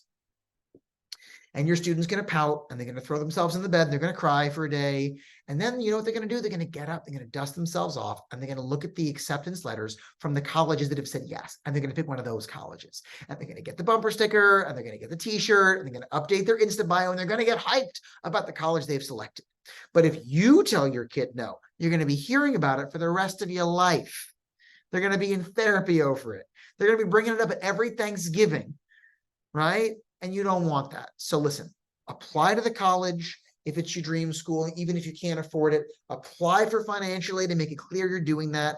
And if they don't accept you, you don't know why, but you know you did everything you could and you let the chips fall where they may. Okay? Fill out the FAFSA. Colleges might also give you money for athletics, but allow me to be the bearer of bad news. Only about 2% of high school athletes, not high school students, high school athletes, which is a smaller pile, get any athletic scholarship. Now, the NCAA, the National Collegiate Athletic Association, puts colleges into Division I, Division II, and Division III sports. Divisions 1 and 2 can give you money. Division 3 cannot, but Division 3 coaches will lie to you. Division 3 coaches will say, look, it's not going to say it's athletics, but you and I are both going to know it's athletics. And that's a lie. Because if they ever got you money and mislabeled it, that school could lose their NCAA accreditation. And they're not going to give that up for you. They're not going to risk that just for you. So there's a game they play. They go down to the financial aid office and say, hey, Gladys, you got this kid over there? And Gladys says, yeah, I got this kid. Gladys, hold back some of the money you were going to give that kid for merit or for need-based. Hold back some of that money. And Gladys does as she's told. And then you get your offer and your award letter, and the coach calls you up and say, hey, so did you get your thing? And you're like, yeah, how much was it? And you tell them the number, and they say, what? That's outrageous. Let me go down there and talk to someone. And they go down and say, okay, Gladys, release the rest of the money for that kid. And then you get the same number of dollars you would have gotten if you had just not gone through the athletic recruiting process. Now, look, if this is your top choice college for all the right reasons, academically, institutionally, for everything that's the right fit school for you, and you get to play the sport you love as well, and the coach wants to do a little dance with you, let them do a little dance. Let them feel like they got one over on you and get to go to the school that you care about. And yes, athletic recruitment can increase your chance of getting into a school that you care about. So I'm not saying athletics are good for nothing, but in terms of money, don't count on getting athletic scholarships. Very few students will get it. And they have to spend as many dollars on men's sports as women's sports because of Title IX. But because of the broadcasting revenue that men's basketball and men's football bring in, most of the men's scholarship dollars go toward basketball and football players, and really the best ones, the nationally ranked ones. And if you're not nationally ranked, you're not going to get that money for the most part. Whereas for women's sports, there's fewer broadcasting dollars for reasons we could get into in a whole other conversation. But that means that more of the women athletes receive something, but it's a smaller something. All right. But still, altogether, it's still only 2% of all of those high school athletes getting anything, $1 or more. So don't bank on it, is my point. All right. So other scholarships. We discussed free money from the government. We discussed free money from the colleges. Let's talk about other scholarships. Every scholarship we've discussed so far, every free dollar is something you have to fill out a form, whether it's the strength of your application, whether it's your FAFSA, the CSS profile, whether it's filing your taxes, whatever it is, you filled out a form, you got the money. This next round of scholarships are ones you have to proactively research and proactively apply for to get. And some of them might even come from the college. Some schools don't do this. Some schools say we consider you for all scholarships based on the strength of your application. Other schools, you dig into the website, you find some more scholarships. When my son was accepted to his top choice college, he was offered a $21,000 scholarship. We were elated. And I dug through the website and I found an extra $2,000 a year renewable scholarship. That's like the Dean's Award or the President's something. I don't know, I forget. But you had to write an essay, and the top 5 students would get the scholarship. Not the top 5 students in the school, not the top 5 incoming freshmen. The top 5 incoming freshmen who knew about the scholarship and wrote an essay for it. Those top 5. It gets to be a narrower pool. And you know what? Someone's going to get that money, and it's going to be somebody who applied for it. So I bring it to my son. And my son says the same thing every 17-year-old says, which is, oh my God, Dad, what? I got $21,000 already. Isn't anything ever going to be enough for you? It's only $2,000. I'm probably not going to get it anyway. All right, look, it's not only $2,000, it's $2,000 a year. So times 4, that's $8,000. And if you're going to borrow money, it reduces the loans by that much, which means you're also reducing the interest and the fees. So 8,000 can become 12,000. So it's not $2,000. Write the essay, George. Anyway, I digress. So look there. You also might be able to find third-party scholarships. What is a third party? Well, your student and the college are in a two-party relationship. Anybody else is a third party. Why might a third party want to help your kid go to college? Well, it might be your employer. Yeah, check with HR. Find out, do they offer scholarships for the children of their employees? My son got a scholarship from his mom's employer. It was $600, but you know what? Better in our pocket than their pocket. And everything adds up. We look everywhere. It could also be a club they're a part of, an organization they volunteer with, your house of worship, a team they're on, their middle school that no one thinks to go back and look for. So start digging. Now, you can dig a lot of places, and it's very easy to get lost in the weeds. So let me give you a few of the places I like to look when I'm researching scholarships for my students. I like Unigo. It's a good college website with a well-curated scholarship component.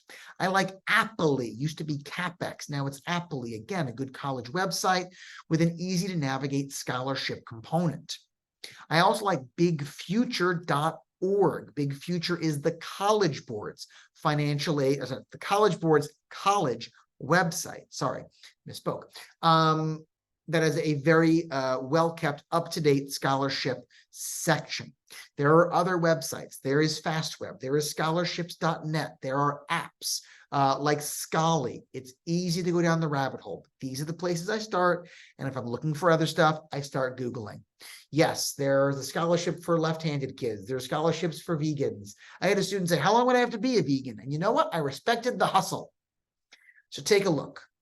You can also look at books, but I'll give you an idea that they're not always up to date. Once they go to print, they go and, some scholarships don't come back year after year. Even the books in the slides say 2019 on them. The slides are out of date, just as the books may be at your local library. So I like the internet because things are more current. Your guidance department is working hard every day to provide phenomenal resources, including scholarships. So take a look at the guidance website, comb through that. Some schools even email out a list of scholarships that are for students in the high school, students in the town, students in the county, students in the state.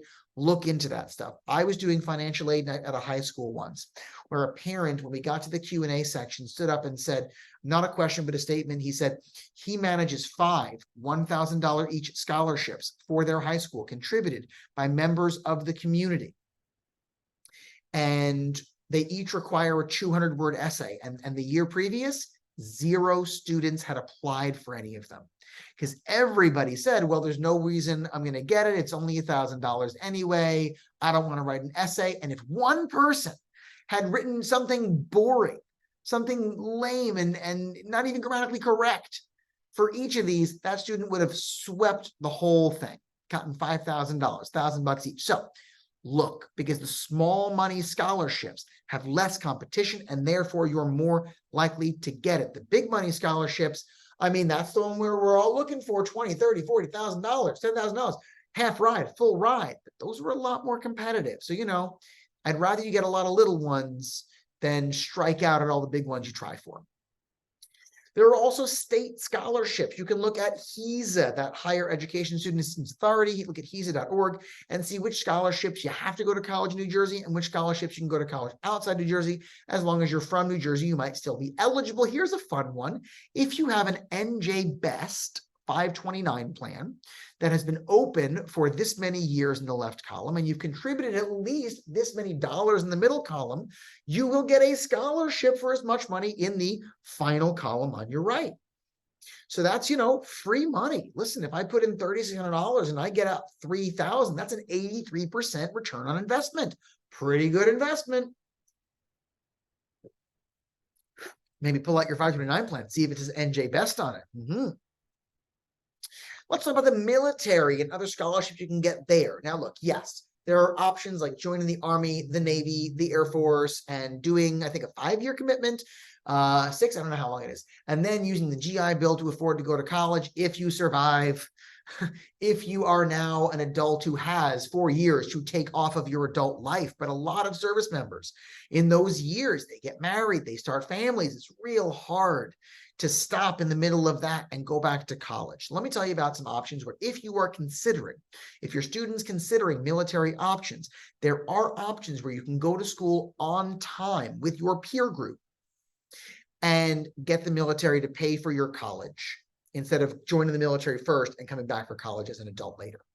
So there's ROTC, the Reserve Officer Training Corps, or ROTC as some kids call it. There is an Army ROTC, Navy ROTC, and Air Force ROTC scholarship. You have to apply for it. It is competitive. A lot of my students are doing ROTC in high school. You don't have to do it in high school to apply for the scholarship. You do have to do it in college to get the scholarship. If you don't get that, it could be anywhere from half tuition and fees to 100% of tuition and fees, depending on the terms.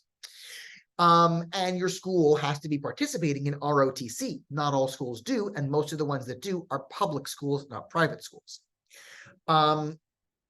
If you get the scholarship, you are committed to being in the reserves. It's a 6-year commitment that starts the middle of college at the beginning of your junior year. So you do junior, senior year, you owe them 4 more years. The reserves is 1 weekend a month, 2 weeks a year, and yes, you could get activated. If you don't get the scholarship, you can still do ROTC as a freshman and reapply for the scholarship. Same thing for sophomore year, you can reapply. But whether you get the scholarship or not, if you are still doing ROTC as a junior, you are now in the reserves. You can leave ROTC. If there's no scholarship, you can say, I did a freshman year, I did a sophomore year, I'm not coming back for junior year. I didn't get the scholarship. There's no military commitment whatsoever. So you can try. There's also the National Guard. Every state has its own National Guard, as do Washington, D.C. and Puerto Rico. And the commander-in-chief is the governor, except for DC, where it's the president. But generally speaking, the president defers that responsibility to the Joint Chief of Staff, I think. Somebody over in the Pentagon. I'm not sure. The point is, every National Guard, every state has their own deal with college. Some will give you half tuition and fees. Some will give you all tuition and fees. Some will give you in-state rates for out-of-state students. I had a student who got a scholarship from the public school he wanted to go to that was only for tuition and fees. But he was prepared to join that state's National Guard. So he reached out to the college and said, look, I'm going to join the National Guard. They're going to pay 100% of tuition and fees. Can I take the tuition and fees scholarship you're giving me and apply it to room and board? And this college, knowing that they were guaranteed to get the tuition and fees payment from the state, from the National Guard, said, yeah, that works for us. So he got tuition, fees, room and board covered through a combination of school scholarship and the National Guard. It's a 6-year commitment. You start with training. It's boot camp like any other branch of the military. Then your training could be anywhere from 2 weeks to 6 months. And when your training is complete, you go to college. So maybe you start on time, maybe you start a semester late. And it's a 6-year commitment. Your 4 years of college count. Your training counts. So you might only owe them 18 months to 2 years after college. And again, 1 weekend a month, 2 weeks a year, you could get activated. But generally speaking, National Guard doesn't get deployed overseas. It has happened. But typically they're, used for stuff around home, natural disasters, state of emergency, stuff like that. Riots. It's a risk like any branch of the military. I'm not saying to do it. I'm saying if you're considering military, add these 2 things to your list of maybes. Okay? All right. We're done with free money. Ooh, hiss. Now we're on to earned money from colleges. You can earn money when you're in college to pay for your college bill. It's called work study. Now, filling out your FAFSA is your first step for federal work study, which is a job you work at the college paid for by federal dollars. That said, there are colleges that even if you don't qualify for federal work study based on need from your FAFSA, they will still give you a job. Some even guarantee a job to everybody who wants one. They don't guarantee the job that you want. And these jobs, some of them are like giving tours, right? Have we all been on a college tour where a student was our guide? That was a work-study job. They might have been getting paid with federal dollars. But they could also be, checking ID badges in the dorms. They could also be mopping the floors, serving food in the cafeteria, filing paperwork in the bursar's office.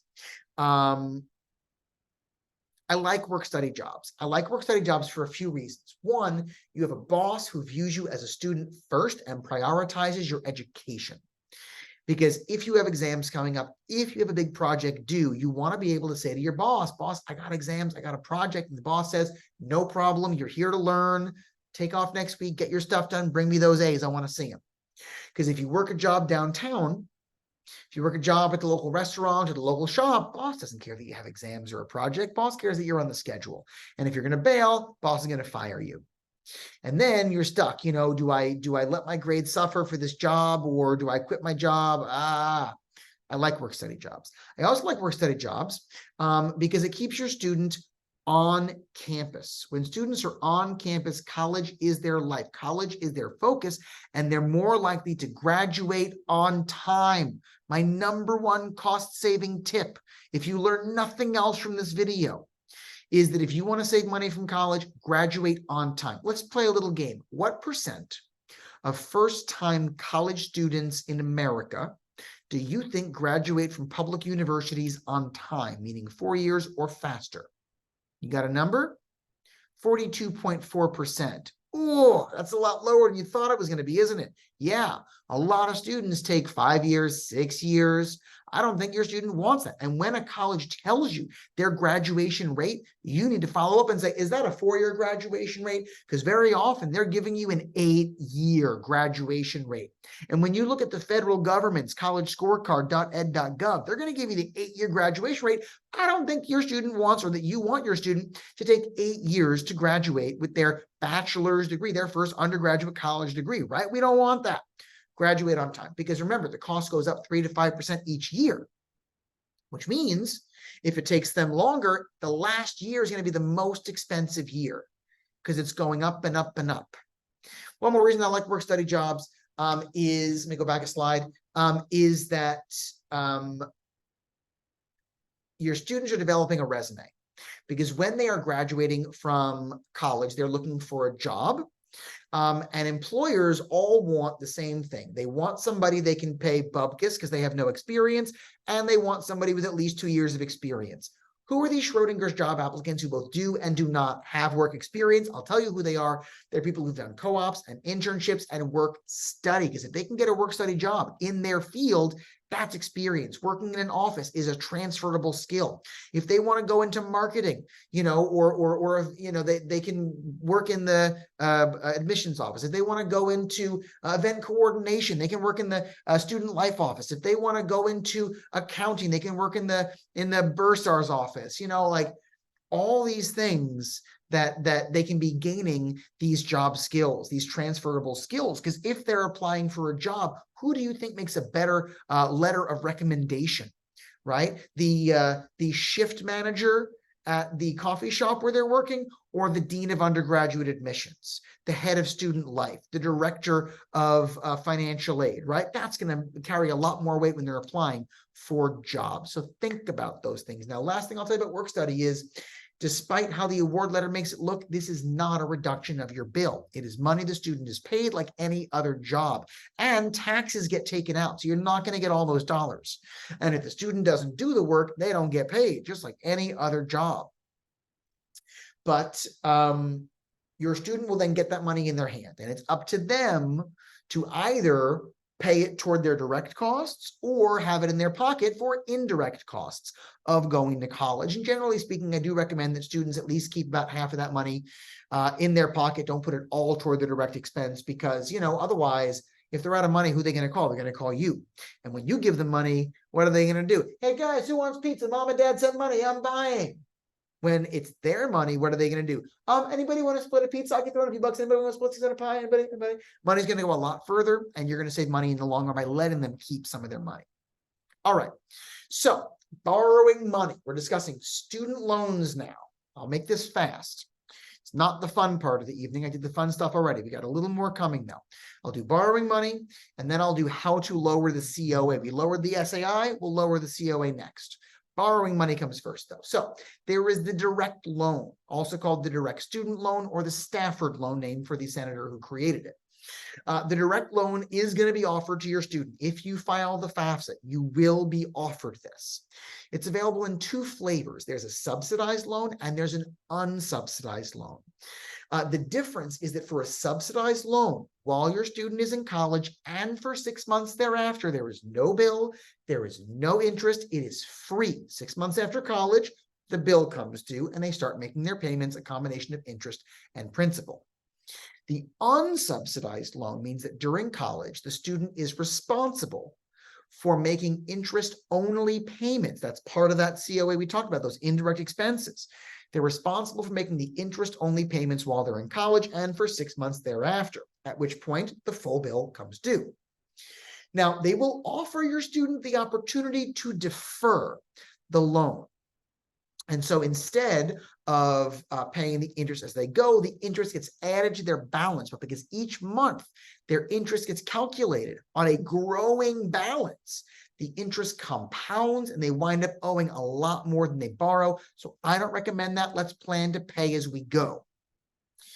There is a fee, 1.057%. It's been like that for years. The subsidized and unsubsidized loan changes every year. And this 5.5% is this year, 23-24.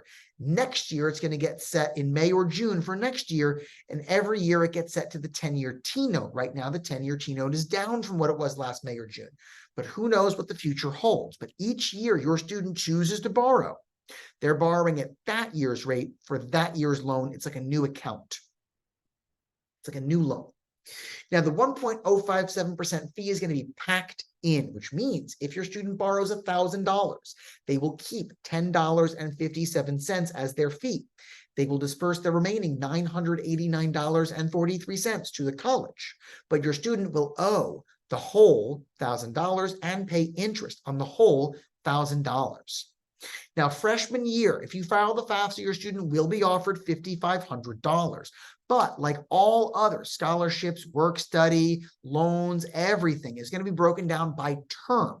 So if your student has a 2-term school year, fall semester, spring semester, it'll be $2,750 and $2,750. Because they want to make sure that you're not putting all the free money and the work study money and the loan money into your first semester. Then you're too broke to afford to stay in the college in the second semester. They do not want students dropping out because they cannot afford the bill. So they're going to distribute the money evenly, always, for everything. But based on your FAFSA, based on your need, based on your SAI, up to $3,500 of those $5,500. Sorry, I was looking at the wrong number. Up to $3,500 of the $5,500 may be subsidized based on need. And the difference between the whole $5,500 and whatever amount, some, none, or all of that $3,500, whatever the difference is, that's offered to you unsubsidized. And the student may choose to take only the subsidized portion, or none of it, or more of it, or all of it. That's up to them, because ultimately they're the ones signing for this. And yes, this, even at 17 years old, they will be legally bound to. This is the only contract in America that a 17-year-old can legally sign, and they are bound to it. Okay, the parents are not taking out this loan, the student is. The parents can pay the loan back for them, but ultimately the student is the one whose name is on it, so the student is the one responsible. The next year it goes up by $1,000, the next year 1,000 more, and there it shall stay for a total of 9 semesters. They'll give you 4.5 years. So the max you can borrow is $31,000. And depending on your need, as determined by filing the FAFSA each and every year to continue being eligible for this, the max you can get subsidized is $23,000, the difference of which would be unsubsidized.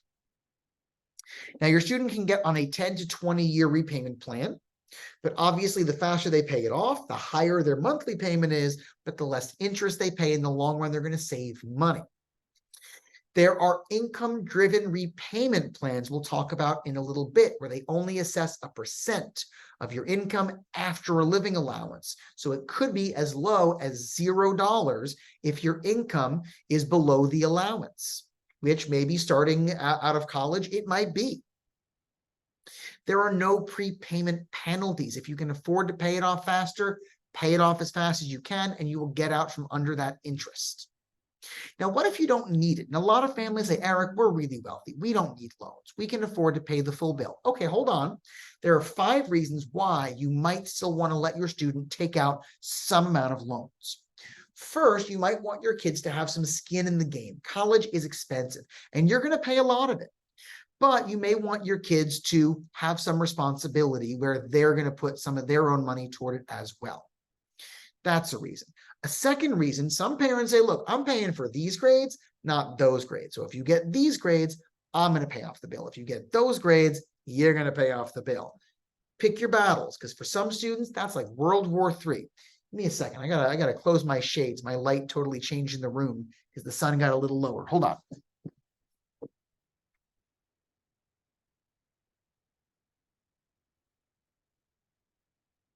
Whew. Okay. Another reason why you might want to do this, again, negotiating with your student. If your student wants the more expensive college that's accepted them, but you want them to go to the less expensive college that accepted them, you might say, look, we can afford the less expensive college. We can't afford the more expensive college. We'll have to take out loans. And if we're taking out loans, you're taking out loans. So if that's something that we're both willing to do, okay. But if you're not willing to, we're not going to either go for the lower school. And then you could save money because that might encourage a student to pick the more affordable school. A fourth reason is right now your students have not bad credit, but no credit. They have no history of borrowing money, having accounts, paying off those bills. So if you let them take out even a small amount, maybe $500 a semester in student loans, now they're establishing a track record. And after 4 years, they'll have 4 accounts. 7 to 10 is great. They'll have 4 years of paying off their bills. 7 to 10 years is great. So they're already on their way. So that way, when they get out of college, if they want to, rent an apartment that requires a credit check, they've got credit. If they want to buy a car and get an auto loan, they might not need you to co-sign because they've got credit, right? You help them reach these adult milestones sooner by letting them take out some responsible amount of loan. And the fifth reason is you might be able to beat the rate. If you have an investment right now that is growing at a faster rate than the fees and interest, you might want to, instead of liquidating your investment to pay the bill, you might want to borrow the money, leave your investment where it is, and then when the bill comes due, then you liquidate your investment once it's appreciated, and you pay off that debt with cheaper dollars. Investment carries the risk of loss. This is not financial planning advice. Consult a financial planning professional. But I can tell you, Bitcoin a year ago was at 28,000. Now it's at 48,000. I think it beat the rate, right? Some years it takes a bath. I'm just saying there are opportunities out there, whether it's real estate or a CD or whatever you can get your hands on. 1 year I was doing this, and the I bond that's guaranteed by the federal government and it protects you against inflation was at 9.62% because inflation was so high. But the loan was at 4.99%. Hello, don't pay the bill, buy an I bond, right? You're going to make a profit on it. Pay it off later. So that's a thought, just a thought.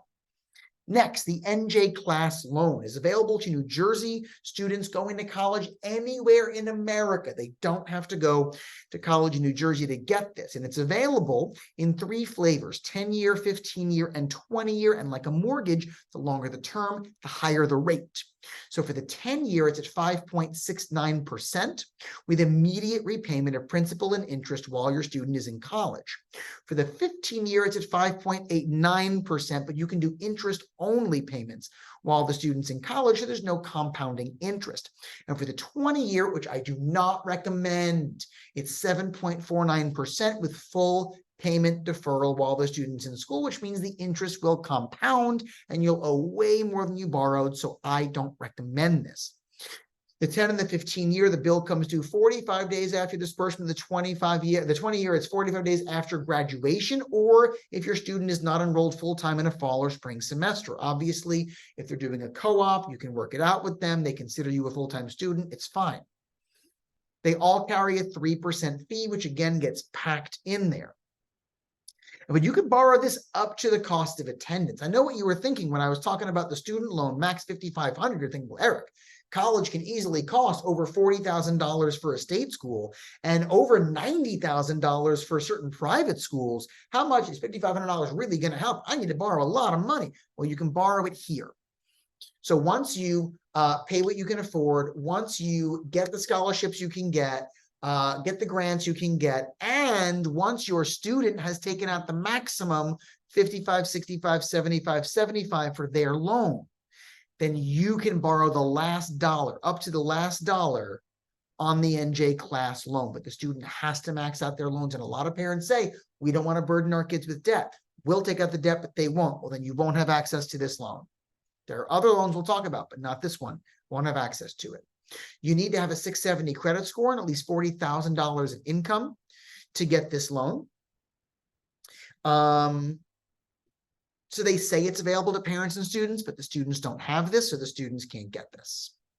Again, there's no prepayment penalty, and for the 10-year, you can also save a 1/4 point with auto pay. Speaking of which, these percents are this year's rate, 23, 24. Next year's rates will come out in May or June, and with the 10-year T-note going down, I'm hoping these will also come down because the 10-year used to be at 3.5%. I'd love to see it get down there again. Next, the Direct Plus loan. The Direct Plus loan, also nicknamed the Parent Plus loan, is back from the federal government. When you borrow the Direct Student Loan or the Direct Plus loan, the Department of Education is your lending institution. When you borrow from the NJ Class Loan, that's a state thing. The federal stuff will be offered to you by the financial aid office of your college. The state stuff, you have to go to HESA.org, create your NJ FAMS account, and that's where you're going to access the state loans. I do not recommend the Direct Plus loan. It's at 8.05% this year with a 4.228% fee. The only people who would take this are people who don't qualify for the NJ Class loan because they don't have the credit score or the income, or don't qualify for it because they're not from New Jersey. Not every state offers things like the NJ Class loan, and some parents, this is the only government loan they have access to. But you don't. You have access to other things. Again, no prepayment penalty. Again, your student has to max out the student loan before they can touch a dollar of this money. Now, there are loan forgiveness programs I'm going to blaze through pretty quickly. The Public Service Loan Forgiveness Program, you got to work for the government or a qualifying nonprofit for 10 years and make 120 on-time payments, 12 months, 10 years.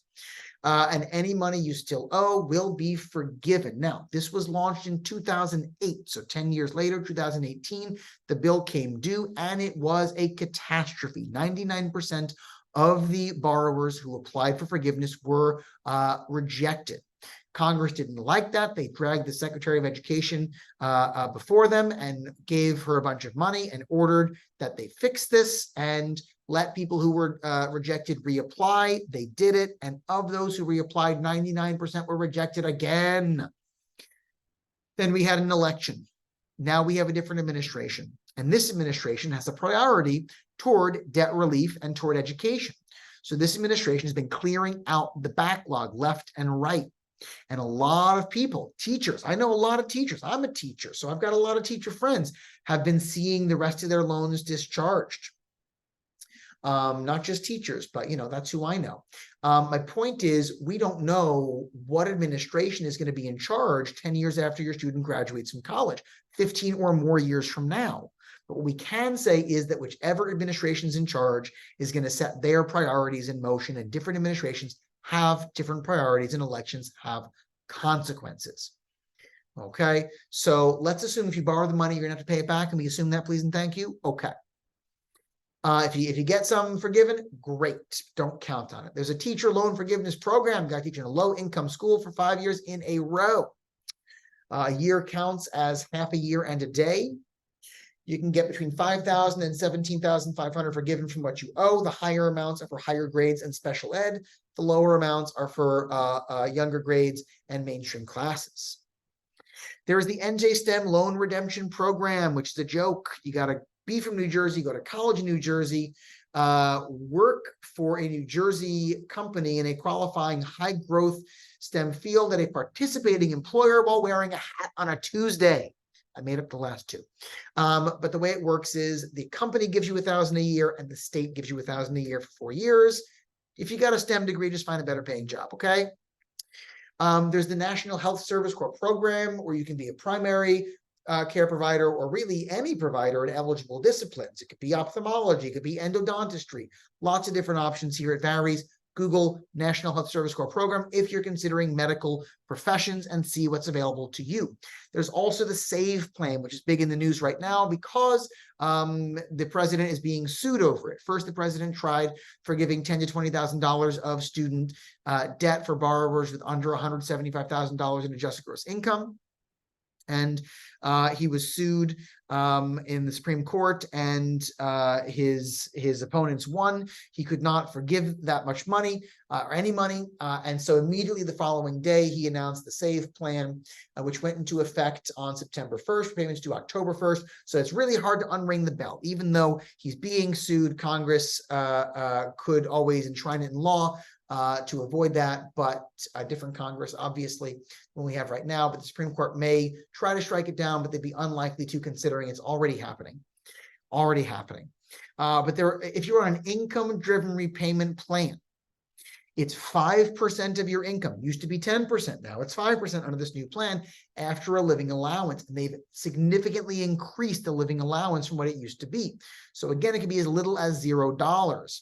And here's a fun little table they put on their website. I don't know how helpful this is, but I needed a graphic and they gave me one, so I used it. But full forgiveness of loans under $12,000 after 10 years of on-time payments.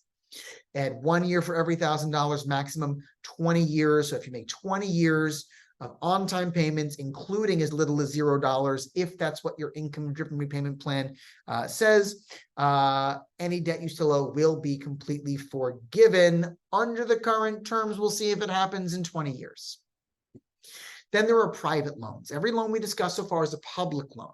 You will be offered private loans from your financial aid office of your colleges through the likes of Discover and Wells Fargo and Bank of America and whomever. But be careful, because sometimes these private loans, they have an introductory rate that later goes up, or it starts as fixed and later becomes variable. So read the fine print carefully. Also, it may be collateralized, and if you don't make your payments, they could foreclose. With the public loans, the direct student loan, the NJ Class loan, the Direct Plus loan, if you're having a hard time with your bill, if you've lost a job, if your student, maybe they borrowed money, but now they had a wedding that was expensive, they bought a house that was expensive, they had a baby that was expensive, they can call and they can say, I'm having a real hard time right now. And the loan administrator who works to collect the Department of Education's money for them will say, no problem, what do you need? And they will work with your student to try to keep them in good standing. They can let them defer for a few months, do interest only. They will help them. Private loans, they don't care. Bill is due, so be careful. All right, loans are done. One more piece, lower your COA. How do we lower your cost of attendance? 3 ways to do it. 1, you can earn it. Yes, you can earn, pardon me. I'm talking for 2 hours straight, guys. I'm doing my best over here. If you've made it this far, congratulations, because I have too. You can earn money off the cost of attendance 2 different ways. 1, you can get into the honors college. Most 4-year colleges have something like an honors college, a fellows program, a scholars school, whatever it is. And every honors college comes with a combination of benefits to the student and requirements of the student. And some of those benefits may include scholarships. They may also include things like more academically rigorous classes and research projects, and benefits like, first pick on classes and smaller class sizes. So it's the student's responsibility to find out, first of all, what is the situation? Are they eligible for the honors college? And if they are, what are the benefits? What are the requirements? And are the benefits worth doing those requirements? And see if it's for them. And if it's a lot of money, maybe it's for you. Some of them, big scholarships, some of them in-state rates for out-of-state students. So look into that, but you got to, be at that level. You can test again, and nobody wants to hear this at this stage of senior year. But yes, even if you're already accepted to college, even if you're already accepted to your top choice college, you could call them and say, if I had a better SAT score, would I be eligible for a bigger scholarship? They might say yes, they might say no. If they say no, move on. If they say yes, the next question is, until when do I have to send you better scores? They might say March, they might say freshman orientation, just get it to me. My son, I told you, got $21,000, but there was another scholarship, $23,000. He had the grades for it. He was 2 ACT points shy. If ever there was a parent equipped to help their student get 2 more points on the ACT, it's this guy. I've got a center. I've got whiteboards. We have so many practice tests. Let's go. And so every spring, every winter, I have a couple of seniors who are accepted, but they got to get those scores up to get more money. I get it every year.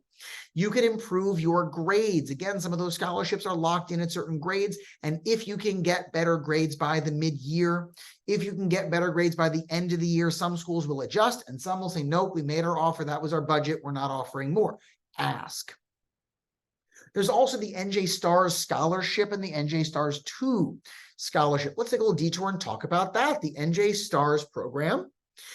You have to go to your home county college, or if they don't offer your major, any county college in New Jersey that does offer your major. You can get a total tuition that's 5 full-time semesters for 12 to 18 credits, all tuition paid. You got to pay the fees, but the tuition is covered until you get 60 credits. You got to be in the top 15% of your junior or senior class, even if your school doesn't do ranking. Guidance still knows who's eligible for the STARS program, and they may be willing to give you that information if it's you. You got to pass a placement test, or if you already have at least these scores on the SAT or those scores on the ACT, you are exempt from the placement test because you already got the scores, you're good. And you have to maintain a 3.0 GPA throughout that program to keep that scholarship. Then after 2 years of free college, you go on to a 4-year college. And you might be eligible for the STARS 2 scholarship for those next 2 years at any public or private college in the state of New Jersey. You got to graduate the STARS program with a 3.25 GPA, and you have to have an adjusted gross income below $250,000. They used to have that on the NJ Stars. They got rid of that. There's no means test on the NJ Stars program anymore, just the STARS 2 scholarship. But that'll be $5,000 in 4 installments of $1,250 per semester for junior and senior year. Not a lot, but it adds up.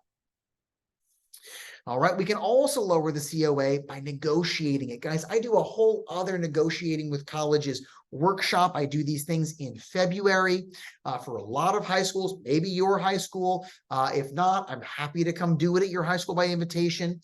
And if I'm not, talk to guidance about it. I do it for my students, for my families when they're seniors, because there are so many ways you can negotiate. And I can do just as long as I've been talking today. I can talk just as long on negotiating. So I'm going to give you the bullet points real fast. Students can call the admissions office and say, I've got a better offer from a comparable college. Can you match the price? And sometimes they do, and sometimes they don't, but you ask. Parents can call financial aid and negotiate. They can ask to appeal. And this I mentioned earlier, if your 22 income does not reflect your 24 reality, you appeal the financial aid. If you have any financial hardship, you've been divorced, you have a special needs child, you're caring for an aging loved one, you have elder care expenses, whatever your challenge is, you need to let them know. That's the appeal process for financial aid. You fill out the FAFSA first, you get your offer, you appeal the offer with this human information, and maybe humans look it over and say, okay, we're going to help you. You do actually need the help. This is also reason number 8 to file your FAFSA, because you cannot negotiate an offer if you don't get an offer. And you can't get an offer if you don't fill out the FAFSA and also CSS profile if the college is on that list. And finally, folks, you can lower your cost of attendance by making smart choices and saving that money. You can save it by renting your textbooks. Yes, the College Board estimates that students spend up to $2,000 a year on their textbooks, but you can get it for as little as 25% of that. By renting the books, you can rent them through your college bookstore. You can rent them through Amazon, where you can get all things. You can also rent them through Chegg.com, C-H-E-G-G, chicken egg, Chegg.com. That's where I rented all of my son's textbooks because they include the return box. So unlike the Amazon stuff where like the trash bag is gone, we got to find a box. Chegg gave us the box. We broke it down. We stored it someplace safe. We put it back together again at the end. You could be a resident advisor. The resident advisor is the inmate running the asylum. That is the sophomore, junior, or senior who lives at the end of the hall in the dorm, who is watching out for the younger students. So if when you're a freshman, you've got a problem, your neighbor's making too much noise, you and your roommate are not getting along, somebody went into your room and stole some stuff, you go to the RA. That's the first stop to see what they can resolve for you before you escalate. And that RA is getting free or reduced price dorms. And if dorms can cost $10,000 to $15,000 a year, that can save you $20,000 to $45,000. And listen, this is a responsibility and it's not for everyone. All right. But maybe for $20,000 to $45,000, it's for your kid. Think about it. And there are more students applying for it than there are spots. So you have to ingratiate yourself to the RA and not be the problem resident. And, you know, apply and interview and maybe write essays and yada, yada, yada. Or, hey, commute, right? Nobody wants to think about it, but commuting is a lot cheaper, not free. You still got to eat somewhere, but commuting is going to be a lot cheaper than living on a college campus. And a lot of parents, they want their kids to have the college experience. And I get it. We all want that. Maybe you split the difference. Maybe they're going to live on campus freshman year and then commute after that, maybe freshman and sophomore year, then commute after that. Lots of students move off campus sophomore, junior, senior year. And if a lot of students are doing it and you live close enough, maybe they commute. Think about it. You could also start at a community college, right? Community colleges are a lot less expensive for that first year or two than going to a four-year college, but be careful. Sometimes the scholarships that a four-year college may offer you may only be for freshman undergraduate admissions. For transfer applicants, they may have fewer or no scholarships. Some do, some don't. Look into it. Because if you're going to get more than 50% off the COA, from that four-year college, it may be cheaper to pay, let's say 40% of the COA freshman, sophomore, junior, senior year, that's 160%, than it is to pay 2 years of community college and then 2 years at 100%, so over 200% when you add in the community college of that four-year college. So consider the options, consider them. And finally, guys, my biggest tip was to graduate on time. My second biggest tip, talk about your budget. Parents, I know we want to shelter our students from having to worry about what things cost, but you need to figure out what you can afford to pay for college. And you need to start those conversations ideally early with your students so they understand, look, here's our budget, and we're going to look for colleges in our budget. And if there are other colleges above our budget that are really important to you for all the right reasons, you can apply there and we can look for scholarships and we will go through it as long as we all understand that if we can't get it for the budget we can afford, we're not going to be able to let you go there. And as long as we all discuss that stuff in advance, you know, without, you know, hysterics, without screaming matches and, you know, students saying like, fine, I just won't go to college then, or like, fine, I'll just borrow all the money. What do you care? And I know kids get like that because they're teenagers. All right. But having those conversations matter-of-factly, calmly, early, is really going to help. All right. So at this point, I would typically take your questions, but I'm a video. If you have questions, I want you to feel free to email me questions@solutionprep.com. I want to thank you for sitting through this video. I want to thank your guidance department for having Solution Prep come and provide financial aid night this fall. I look forward to coming back for financial aid night next fall. Hopefully it'll be in October next year because the FAFSA will go back to October 1st. I may even be looking forward to other workshops at your school throughout the year. But if you do have questions, don't hesitate to reach out to me. I want to help. And if I can answer a question quickly, I don't want to charge you any money for that sort of thing. A lot of parents reach out and they say, can we hire you for this? I'm very busy. There's a reason it took me a whole week from the FAFSA open to even record this video because I have been going from morning till night. And the reason I've got time today is because somebody canceled and I'm like, oh, I have time for a video. So no, I cannot take on new families just for this, but I will tell you that for all of our SAT and ACT prep students and their parents, for all of our college admission students and their parents, we do help all of them fill out their financial aid applications, and that's why I'm so busy. And we do work with a lot of students and a lot of families every year. So if you have younger kids and you want to work with us for other stuff, we'll be there for you when this time comes. If you have seniors, good luck and let me know if you have any questions, guys. Thanks so much and have a good one.